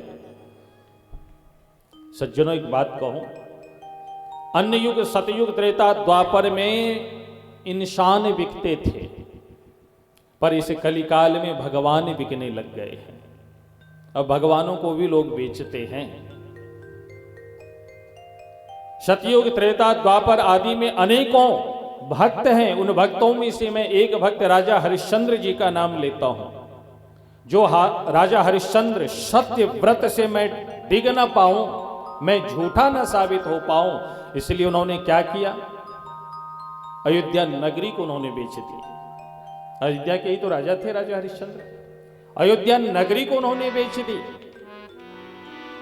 अपनी पत्नी को उन्होंने बेच दी, अपने बच्चे को उन्होंने बेच दिया। और फिर भी यदि विश्वामित्र को अपनी दक्षिणा चुका पाने में असमर्थ रहे तो स्वयं को भी बेच करके काम क्या करते हैं, श्मशान घाटों पे जाकर के मुर्दों की रक्षा करते हैं, मुर्दों को जलाते हैं, उनसे कर लेते हैं। और उनके ऊपर कितना अत्याचार हुआ, पर क्या उन्होंने अपने धर्म का परित्याग किया? चंद्र टरे सूरज टरे टरे जगत व्यवहार, पै दृढ़ व्रत हरिश्चंद्र को टरे न सत्य विचार। चंद्रमा अपनी जगह से हट जाए, सूर्य अपनी जगह से हट जाए, या उदित ना हो सुबह, या रात को अस्त ना हो, टरे जगत व्यवहार, जगत के जितने व्यवहार हैं वो सब समाप्त हो जाए, पर टरे न सत्य विचार। महाराज सतयुग त्रेता द्वापर में ये व्यवस्था थी। लोग मैं कलंकित ना हो जाऊं, मेरे आचरण असत्य ना हो जाए, मैं झूठा ना कहलाऊं, मैं अधर्मी ना कहलाऊं, इसके लिए सब कुछ बेचना पड़े तो ठीक है, स्वयं भी बिक जाते थे। पर इस कलिकाल में धन कैसे मिले, अपना तो क्या, यदि भगवान को भी बेचना पड़े तो उस भगवान को भी हम बेच डालते हैं। देवी वर्षे वर्षे क्रमात् जाता मंगलम नापि दृश्यते, ज्यों ज्यों वर्ष व्यतीत होते चले जाएंगे सारे धर्म कर्म समाप्त होता चला जाएगा। ना अच्छे ब्राह्मण मिलेंगे यज्ञ अधिकारी को संपन्न करने के लिए, ना अच्छे आचार्य कथावाचक मिलेंगे, ना अच्छे गुरु मिल पाएंगे, ना अच्छे माता पिता इस धरती पे जन्म लेंगे, ना अच्छे पुत्र जन्म लेंगे, ना अच्छी पत्नियां होगी। अधर्म के कारण हर एक व्यक्ति दूषित व्यवहार का हो जाएगा, हर एक व्यक्ति का आचरण भ्रष्ट हो जाएगा। माँ नहीं मात पिता नहीं देवा, साधुन सन करवा वही सेवा, ऐसी वृत्ति हो जाएगी। हर एक व्यक्ति दुखी होगा। महाराज अन्न भोजन मिलना दुर्भर हो जाएगा। इस कलिकाल का ऐसा प्रचंड रूप आने वाला है, कोई भी किसी का सम्मान नहीं करेगा, जिसके पास धन है वही सर्वस्व कहलाएगा। ऐसा जब प्रचंड रूप आएगा, श्री देवर्षि नारद जी महाराज कहते हैं उस समय कोई भी धर्म कर्म को मानने वाला नहीं होगा। देवी अभी तो बहुत ठीक है, पर ज्यों ज्यों वर्ष व्यतीत होते जाएंगे त्यों त्यों सभी पापाचार में लीन होते चले जाएंगे। इसलिए देवी तुम चिंता मत करो, तुम अपने आप को धन्य मानो कि इस ब्रज वसुंधरा में आते ही तुम नव यौवन संपन्न हो गई। और रही तुम्हारी पुत्र की बात, तो ये भी ठीक हो जाएंगे, चिंता करने की आवश्यकता नहीं, मैं ठीक करूंगा। पर देवी भगवान श्रीहरि के श्री चरणों का तुम ध्यान करो।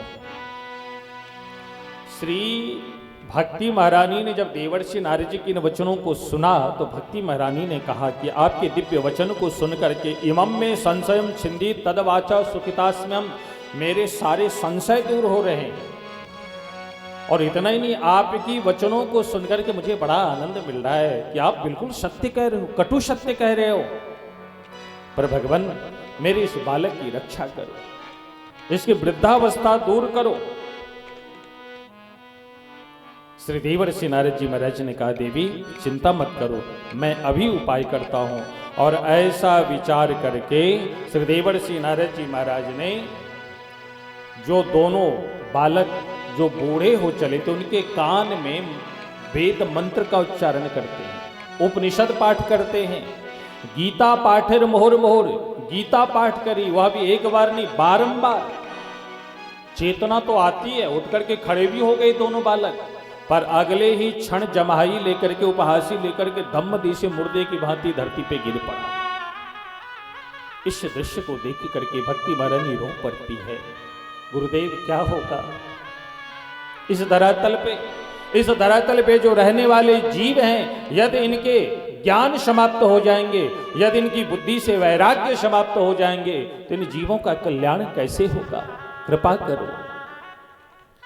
सज्जनों, श्री सूत जी कहते हैं कि हे शनकादि ऋषियों, श्री देवर्षि नारद जी महाराज भी बहुत दुखी हो गए और उन्होंने विचार किया, संकल्प लिया कि जब तक मैं इस ज्ञान वैराग्य को सुदृढ़ ना कर दूं, इसकी वृद्धावस्था को मैं दूर ना कर दूं, इन्हें स्वस्थ ना कर दूं, तब तक मैं नारद संकल्प लेता हूं कि मैं चैन से बैठने वाला नहीं।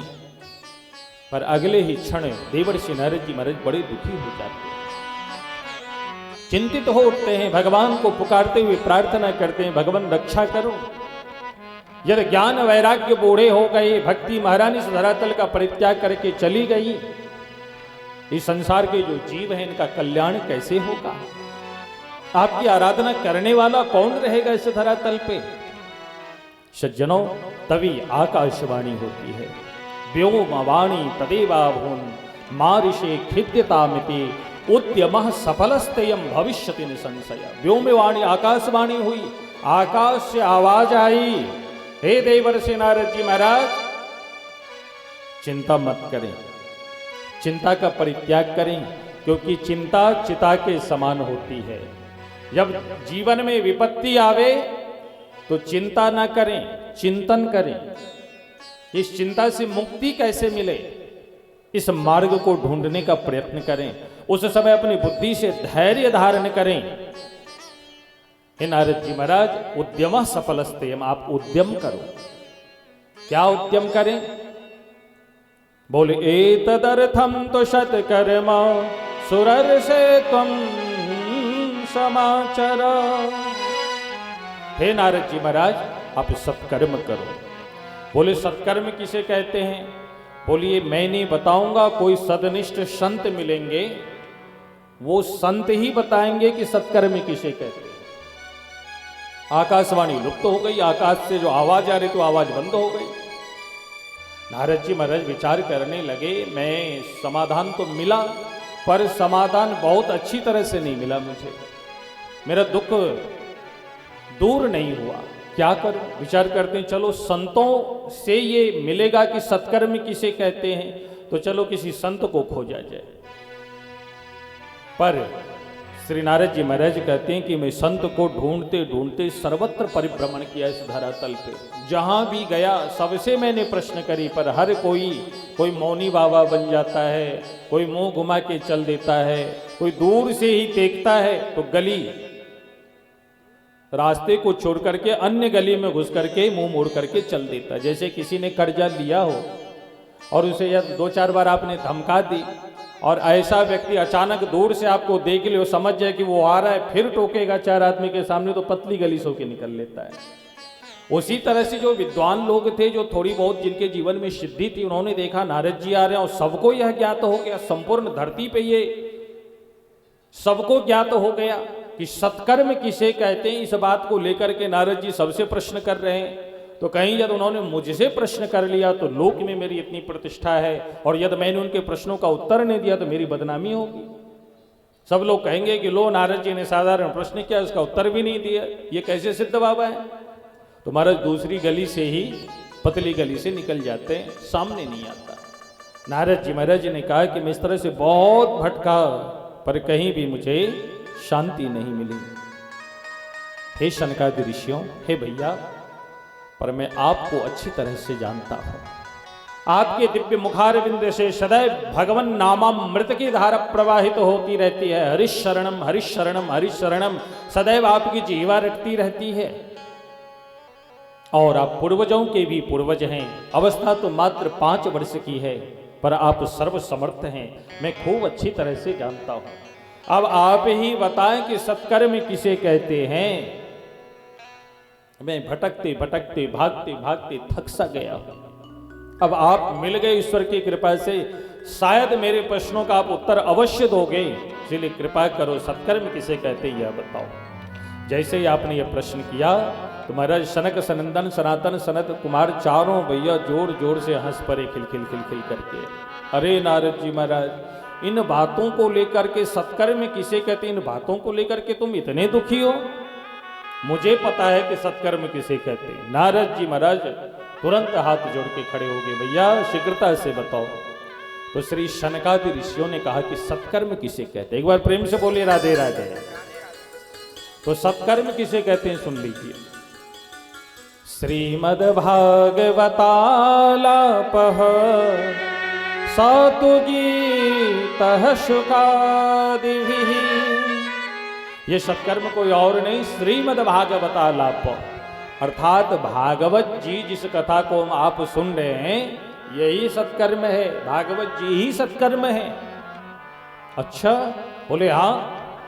बोले भैया मुझे विश्वास नहीं होता है। मैंने उन ज्ञान वैराग्य को जगाने के लिए मैंने वेद वेदांत की पाठ करी, गीता पाठ करी, कई मंत्रों का मैंने प्रयोग किया, पर उनका कल्याण नहीं हुआ। तो ये इस श्रीमद् भागवत में जो बातें हैं ना, वो वेद वेदांत की ही बातें हैं। तो जिस वेद से उनका कल्याण नहीं हुआ, पर उन्हीं की जो एक शाखा है, उस शाखा में जो लगे हुए सुंदर फल हैं भागवत जी, इस फल से, इस भागवत जी से, सत्कर्म से उनका कल्याण हो जाएगा। क्या यही सत्कर्म है? तो अन्य जो हमने सत्कर्म करी, क्या वो सत्कर्म नहीं है? भैया मेरे मन में बड़ी शंका हो रही है, मेरे प्रश्नों का उत्तर दें। तब श्री शनकादि ऋषि बोल पड़े। क्या बोले?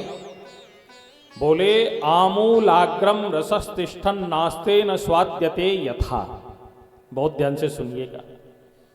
जैसे जिस फल को हम खाते हैं, मान लो आम का वृक्ष है या सेब का वृक्ष है, सुंदर मधुर फल लगे हुए लाल लाल, सेब को हमने तोड़ के लाया और उसको जैसे मुख से लगा करके, दांतों से काट करके हम खाते हैं उस फल को, तो कितना आनंद आता है, पूरे मुंह में रस भर आता है। पर उस फल में रस कहां से आया? उस वृक्ष से आया। अब कोई कहे कि जिस वृक्ष के कारण ऐसा सुमधुर सुंदर फल मिला, अब इस फल को छोड़ करके मैं उन पत्तियों को चबा जाऊं, उन डालियों को चबा जाऊं, उन पेड़ों को चबा जाऊं, तो जो रस फल में मिला, क्या वो फल उन पत्तियों में, उन डालियों में, उन वृक्षों में मिलेगा? वो रस उन फल वृक्षों में नहीं मिल सकता, कभी नहीं मिल सकती है। सौ भूयः संपृथक भूतः फले विश्व मनोहरः। महाराज इसके लिए अभी प्रतीक्षा करनी पड़ती है प्रकृति के अनुसार। उसमें मंजर आते हैं, जैसे आजकल देख लो आम के पौधे हैं, सब में फूल लग गए, मंजर आ गए। फिर ये प्रकृति के हिसाब से धीरे धीरे ये बरसात है, धूप है, हवाएं आदि का सहन करके सुंदर फल के रूप में यह आकार लेगा। और फिर वह जब फल पकेगा और उस पके हुए फल को जब हम अपने मुख से लगाएंगे, तो महाराज उस आम को पा करके मन एकदम तृप्त हो जाता है कि भैया कितना मीठा सुमधुर फल है। वह विश्व मनोहर हो जाता है, सबके लिए वह मधुर हो जाता है फल। ऐसी यह दिव्य श्रीमद् भागवत की कथा है। यथा दुग्धे स्थितम सर्पिर्न स्वादयोपकल्पते। जैसे घी कहां से हमें मिलता है? दूध से। घी कहां से आती है? दूध से। पर दूध में कोई कहे कि घी हमें दिखाओ, तो आप दिखा सकते हो? नहीं दिखा सकते। उसके लिए दही जमाओ, दही जमाने के बाद फिर मंथन करो, फिर मक्खन निकलेगा, फिर उसे अग्नि में तपाओ, तब जाकर के हम दूध ले पाते हैं, तो घी ले पाते हैं उस दूध से। और फिर उस घी को जब हम पाते हैं तो अद्भुत स्वाद, अमृत जैसा दिव्य स्वाद को प्राप्त करते हैं। इसी तरह कई उदाहरण दिया। बोले इदम भागवतम नामो पुराणम ब्रह्म संहितम भक्ति ज्ञान विरागाणम स्थापनाय प्रकाशितम। यदि आपको भक्ति ज्ञान वैराग्य को स्वस्थ करना है, इस धरातल पे प्रकाशित करना है, उन्हें स्थापित करना है, तो यह दिव्य ज्ञान जो सत्कर्म है, यह श्रीमद् भागवत की कथा, इस कथा को सुनाओ। श्रीमद् भागवतम श्राव्यम शोक दुख विनाशनम। इस कथा को सुनाते उसके सारे शोक दुख समाप्त हो जाएंगे और निश्चित रूप से परिपुष्ट होकर दिव्य नाम स्मरण करते हुए प्रकट होकर के नाच उठेगी अपनी भक्तों, अपनी पुत्रों के साथ। यह पूर्ण विश्वास के साथ मैं बोल रहा हूं। जब शनकादि ऋषियों ने ये बातें कही तो श्री देवर्षि नारद जी महाराज बड़ी प्रसन्न हुए। बोले भैया भाग्योदयन बहुजन्म समर्चितेन सत्संगमम चलवते पुरुषो यदावे। बड़े भाग्य मेरे जो आप जैसे संत मिले। आज आपकी कृपा से ज्ञान वैराग्य भक्ति महारानी का निश्चित रूप से कल्याण होगा। पर गुरुदेव भगवान ये तो बताओ इस कथा को कराई कहाँ जाए? बोले इस कथा के लिए सुंदर पवित्र स्थल है गंगा द्वार समीपे तो तटमानंद नामकम। आनंद नामक तट है। ये आनंद नामक तट जो है ना, यह लक्ष्मण झूला जानते हैं हरिद्वार में ऋषिकेश के पास। लक्ष्मण झूला से 2 किलोमीटर आगे और 2 किलोमीटर पीछे तक की जो जगह है उसी को आनंद नामक तट कहते हैं। कहते हैं यहाँ पर जब श्री सुखदेव स्वामी महाराज परीक्षित को कथा सुना रहे थे तो गंगा की जो लहरें चल रही थी, धारा बह रही थी, वो ध्वनि आवाज होने से श्री सुखदेव जी का मन नहीं लगा कथा कहने में।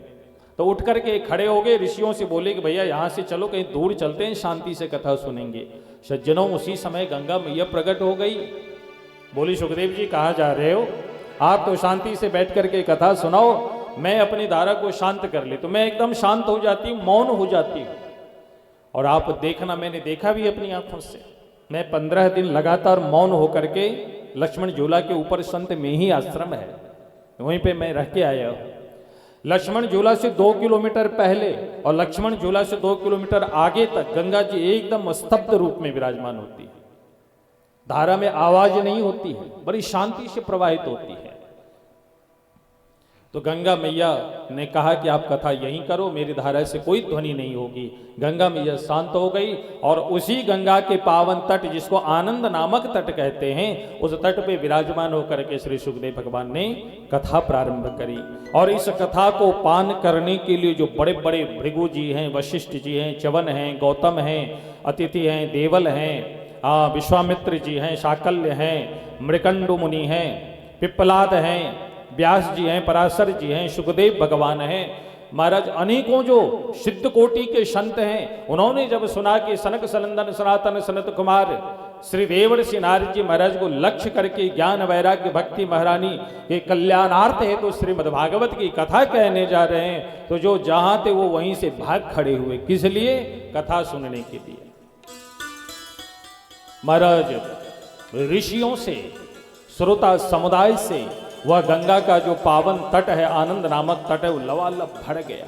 कहीं तिल रखने की जगह नहीं।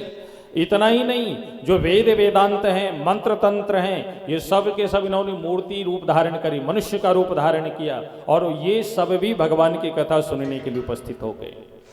17 पुराण हैं, 6 शास्त्र हैं, ये सब भी मनुष्य रूप धारण करके कथा सुनने के लिए उपस्थित हुए।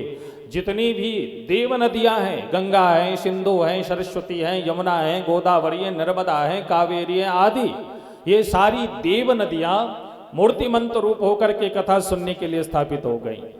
क्षेत्रानि च दिशा सर्वा दंडकादि वनानि च, जितने भी क्षेत्र हैं, जितने भी अरण्य वन हैं भारत भूमि के, वो सब इन वनों ने जब सुना कि भगवान की दिव्य कथा होने जा रही है, ये सारे के सारे क्षेत्र, ये सब आकर के जितने भी वन हैं मूर्तिमंत रूप होकर के कथा सुनने के लिए स्थित हो गए।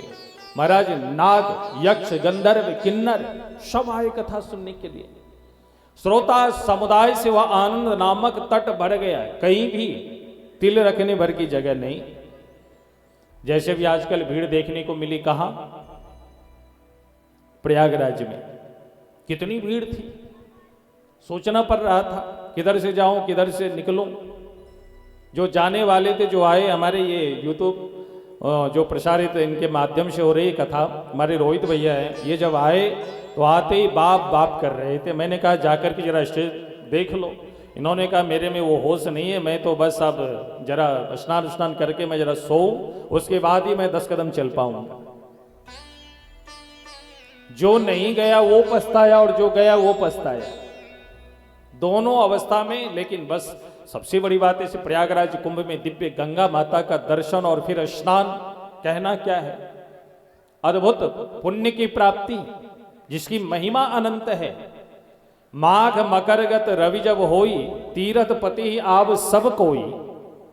जैसे सूर्य नारायण भगवान मकर राशि में स्थित होते हैं, वैसे ही इस भारत भूमि में जितने भी सिद्ध कोटि के संत हैं, वो सब के सब उस दिव्य धरातल तीर्थराज प्रयाग में स्थित होकर के 1 महीना तक दिव्य साधना करते हुए गंगा जल पान करते हैं, गंगा में स्नान करते हैं और श्री हरि का भजन करते हैं। और यही स्थिति जब दिव्य कथा प्रारंभ हुई तो संसार के जितने भी प्राणी हैं सब के सब यहाँ उपस्थित हो गए। और महाराज दिव्य व्यास पीठ पे विराजमान हुए। कौन? सनक, सनंदन, सनातन, सनत कुमार, चारों भैया व्यास पीठ पे विराजमान होकर के कथा प्रारंभ हो गई। यह कथा कैसी है? आरती गाते हैं हम लोग। यह भागवत भगवान की है आरती, पापियों को पाप से है तारती। श्री भागवत भगवान की है आरती, पापियों को पाप से है तारती। पापियों को पाप से है तारती, पापियों को पाप से है तारती। पापियों को पाप से है तारती, पापियों को पाप से है तारती। भागवत भगवान की है आरती, पापियों को पाप से है तारती। श्री भागवत भगवान की है आरती, पापियों को पाप से है तारती। यह कथा कैसी है? कहते हैं पापियों को पाप से है तारती। बड़े बड़े पापियों को भी तारने में जो सर्वसमर्थ हैं, ऐसी दिव्य कथा प्रारंभ हो गई। जय शब्दो नमः शब्दा शंख शब्दस्तथैव च चूर्णलाजा प्रशोनानाम निक्षेपः सुमहानुभूत। आकाश से महाराज दिव्य पुष्पों की वर्षा होने लग गई देवताओं के द्वारा। शंख बजने लग गए, शब्द घोष होने लग गए, जय घोष करने लग गए सब। बोले श्रीमद् भागवत भगवान की जय। सभी लोग जय घोष कर रहे हैं। कैसी यह कथा है? कहते हैं यस्य श्रवण मात्रेण मुक्ति करतले स्थिता। यह कथा कैसी है? कहते हैं इस कथा को श्रवण करते मनुष्य के हाथों में मुक्ति महारानी उपस्थित हो जाती है। बेटा चल, मैं तुम्हें इस धरातल से मुक्त करता हूं और भगवान का अंग संग तुम्हें प्रदान करता हूं। मुक्ति आश्रित हो जाती है, हमारे कर कमल में स्थापित हो जाती हैं। ऐसी यह दिव्य कथा है। इस दिव्य कथा को कैसे श्रवण करना चाहिए? कहते हैं सदा सेव्या श्रीमद् भागवती कथा। यह कथा सतत सेवनीय है, सदैव इसकी सेवन करें, सदैव इस कथा को सुने। क्यों? क्योंकि यस्याह श्रवण मात्रेण हरिश्चित्तम समाश्रयेत्। भगवान श्री हरि जैसे ही हम भगवान की कथा को श्रवण करते हैं, भगवान इस चित्त में आकर के बंध जाते हैं, चित्त में आकर के विराजमान हो जाते हैं। जन्म कोटि कृतम पापम नाश्यते नात्र संशयः। हमारे अनेकों जन्मों के जो करोड़ों जन्मों के जो संचित पाप हैं, उन संचित पाप को यदि मिटाना हो तो भागवत जी की कथा सुनो। प्रेम से बोलिए राधे राधे। श्लोकार्धम श्लोक पादम वा पठेद भागवतम चयः। चाहे आदेश श्लोक का पाठ करो या उस आदेश श्लोक से भी जो 2-4 शब्द हैं उन शब्दों को श्रवण कर लो, तो भी आपके सारे पाप नष्ट हो जाएंगे। और ऐसी दिव्य कथा जहाँ होती है, उस कथा को जो नहीं सुनता है तो महाराज देवता लोग कहते हैं धिक्कार है इनका। ऐसे मनुष्यों के लिए देवता लोग ऊटपटांग शब्द कहते हुए उसकी निंदा करते हैं कि वह चांडाल है, वह गधा है, उसने इस जगत में जन्म तो लिया पर अपनी माँ को केवल दुख देने के लिए जन्म लिया। एक माँ जब बच्चे को जन्म देती है तो मृत्यु तुल्य कष्ट को प्राप्त करती है माँ, पर उस माँ को केवल मरने जैसा दुख देने के लिए उस बालक का जन्म होता है। कहते हैं ऐसा जो व्यक्ति है जो भगवान की कथा होती है उस कथा को प्रेम से नहीं सुनता, ईमानदारी से नहीं सुनता है, वह चांडाल है, वह गधा है। ये मैं नहीं कह रहा हूँ, ये मत सोचना कि मैं यहाँ से कह रहा हूँ, ये इंद्र देवता कह रहे हैं स्वर्ग लोक से सभी देवताओं के बीच में बैठ करके। ये धिक्कार है उन मनुष्यों को जो भगवान की कथा को श्रवण नहीं करता है। क्यों? क्योंकि यत् फलम नास्ति तपसा न योगेन समाधिना अनायासेन तत्सर्वम सप्ताह श्रवणे लभे।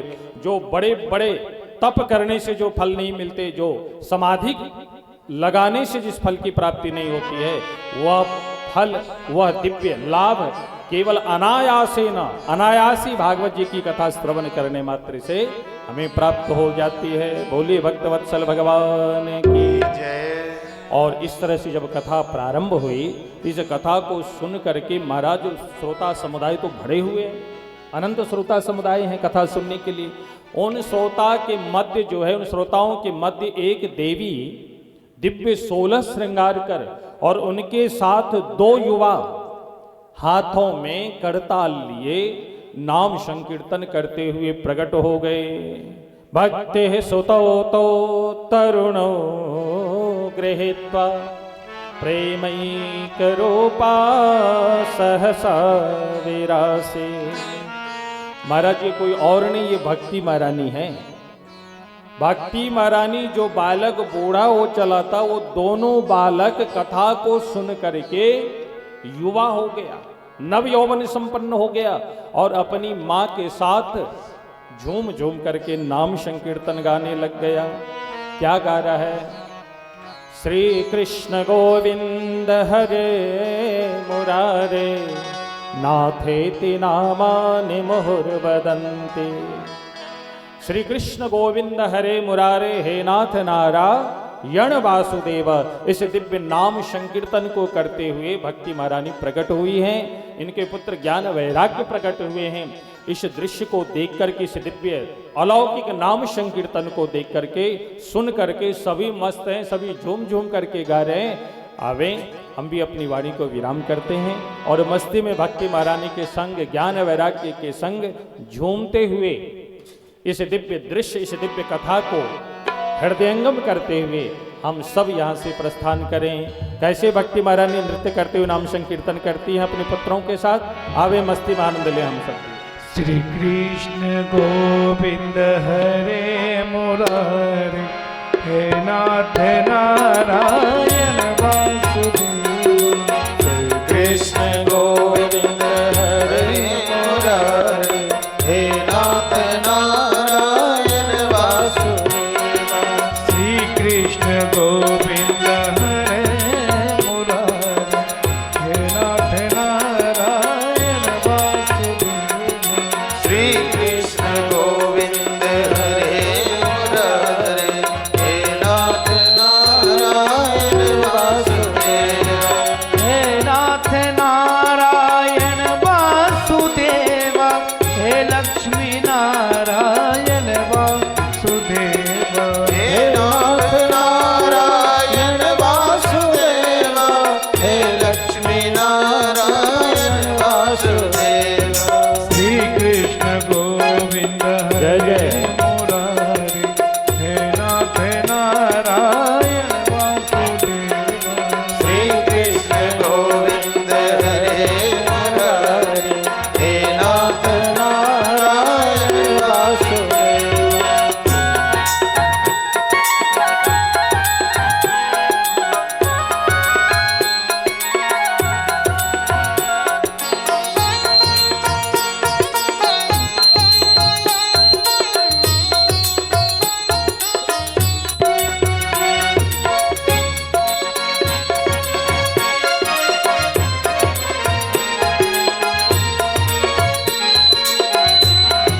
हे नाथ नारायण वासुदेव, हे लक्ष्मी नारायण वासुदेव।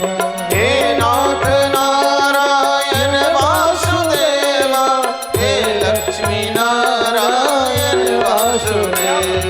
श्री कृष्ण गोविंद हरे मुरारे, हे नाथ नारायण वासुदेव। श्री कृष्ण गोविंद हरे मुरारे, हे नाथ नारायण वासुदेव। श्री कृष्ण गोविंद हरे मुरारे, हे नाथ नारायण वासुदेव।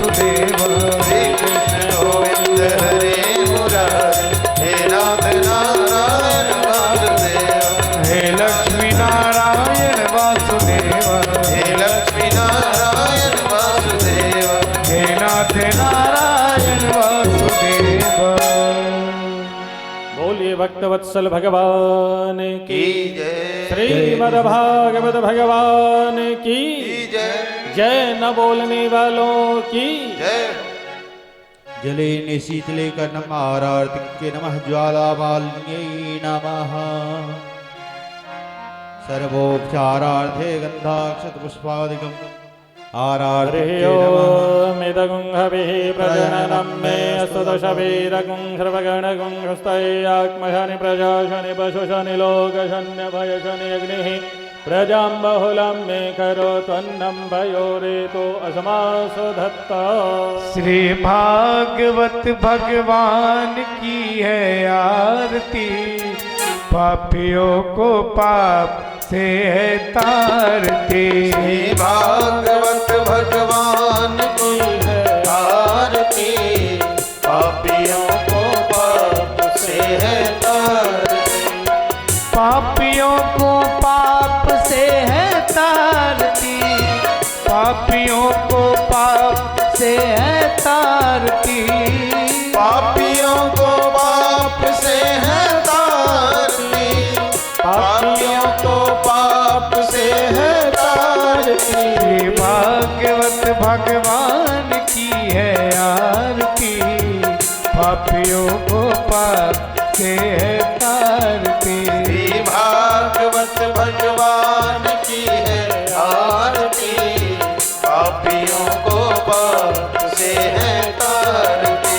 ये अमर ग्रंथ की मुक्ति पंक्ति ये पंचम वेद निराला, नव ज्योति जलाने वाला। ये अमर ग्रंथ ये मुक्ति पंक्ति, ये पंचम वेद निराला, नव ज्योति जलाने वाला। हरि नाम यही हरि धाम यही, हरि नाम यही हरि ध्यान यही, हरि नाम यही हरि धाम यही। हरि नाम यही हरि ध्यान यही। जग के मंगल की आरती, पापियों को पाप से है तारती। श्री भागवत भगवान की है आरती, पापियों को पाप से है तारती। ये शांति गीत पावन पुनि, पापों को मिटाने वाला, हरि दर्श कराने वाला। ये शांति गीत पावन पुनीत, पापों को मिटाने वाला, हर दर्श कराने वाला। ये सुख करनी यह दुख हरनी, ये सुख करनी यह दुख हरनी, यह सुख करनी यह दुख हरनी। यह सुख करनी यह दुख हरनी। श्री मधुसूदन की आरती, पापियों को पाप से है तारती। श्री भागवत भगवान की है आरती, पापियों को पाप से है तारती। ये मधुर बोल जग फंद खोल, सन्मार्ग दिखाने वाला, बिगड़ी को बनाने वाला। ये मधुर बोल भगवंत बोल, सन्मार्ग बताने वाला, बिगड़ी को बनाने वाला। श्री राम यही घनश्याम यही, श्री राम यही घनश्याम यही, श्री राम यही घनश्याम यही। श्री राम यही घनश्याम यही। प्रभु की महिमा की आरती, पापियों को पाप से है तारती। श्री भागवत भगवान की है आरती, पापियों को पाप से है तारती। श्री भागवत भगवान की है आरती, पापियों को पाप से है तारती। श्री भागवत भगवान की है आरती, पापियों को पाप से है तारती। कर्पूर गौरं करुणावतारं संसार सारं भुजगेन्द्रहारं सदा वसन्तं हृदयारविन्दे भवं भवानी सहितं नमामि। त्वमेव माता च पिता त्वमेव, त्वमेव बन्धु च सदा त्वमेव, त्वमेव विद्या च विद्या त्वमेव, त्वमेव सर्वं मम देव देव। हरे राम राम राम हरे हरे कृष्ण कृष्ण कृष्ण हरे हरे। हरे राम राम राम हरे हरे कृष्ण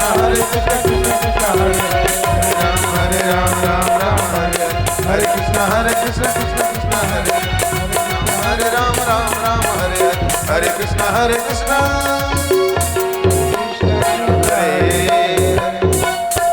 जलेन शीतलीकरणं आरार्तिग्रहणम् आत्मा विवन्दनं पुष्पैः देवाभिवन्दनं हस्ते पुष्पाञ्जलिं दद्यात् प्रार्थयेत् हरिः ओं यज्ञेन यज्ञमयजन्त देवास्तानि धर्माणि प्रथमान्यासन्न ते हनाकं महिमानः सजन्त यत्र पूर्वे साध्याः सन्ति देवाः ॐ विश्वतश्चक्षुरुत विश्वतो मुख विश्वतो बाहुरुत विश्वतस्पात् सम्बाह्भ्यन्धमतिशम्पतत्रे द्यावा भूमिं जनयन् देव एकः नानासुगन्धभुजपाणि यदा कालोद्भवानि च भुजपाञ्जलिरमया दत्त गृहाण परमेश्वर प्रार्थनापूर्वकं चरणकमलेषु मन्त्रभुजपाञ्जलि समर्पयामि श्रीराधाकृष्णाभ्यां नमः श्रीपुराणपुरुषोत्तमाय नमः। बोलिए श्रीमद्भागवत भगवान की जय श्री राधा रमण सरकार की जय हो श्री सीतारमण सरकार की जय हो धर्म की जय हो भाई आवाज नहीं आ रही है आप लोगों से, आप लोग मत बोलो जय। धर्म की अधर्म का प्राणियों में विश्व का गौ माता की सत्य सनातन धर्म की जय बोलने वालों की जय न बोलने वालों की धीरे से बोलने वालों की जोर से बोलने वालों की आज के आनंद की भक्त और भगवान की श्री हनुमान जी महाराज की श्री यज्ञनारायण भगवान की जय जय श्री राधे श्याम हर हर महादेव शंभो। सभी को जय श्री राधे जय श्री राम हर हर महादेव। ध्यान दें कथा समय क्या रखा गया है 4 से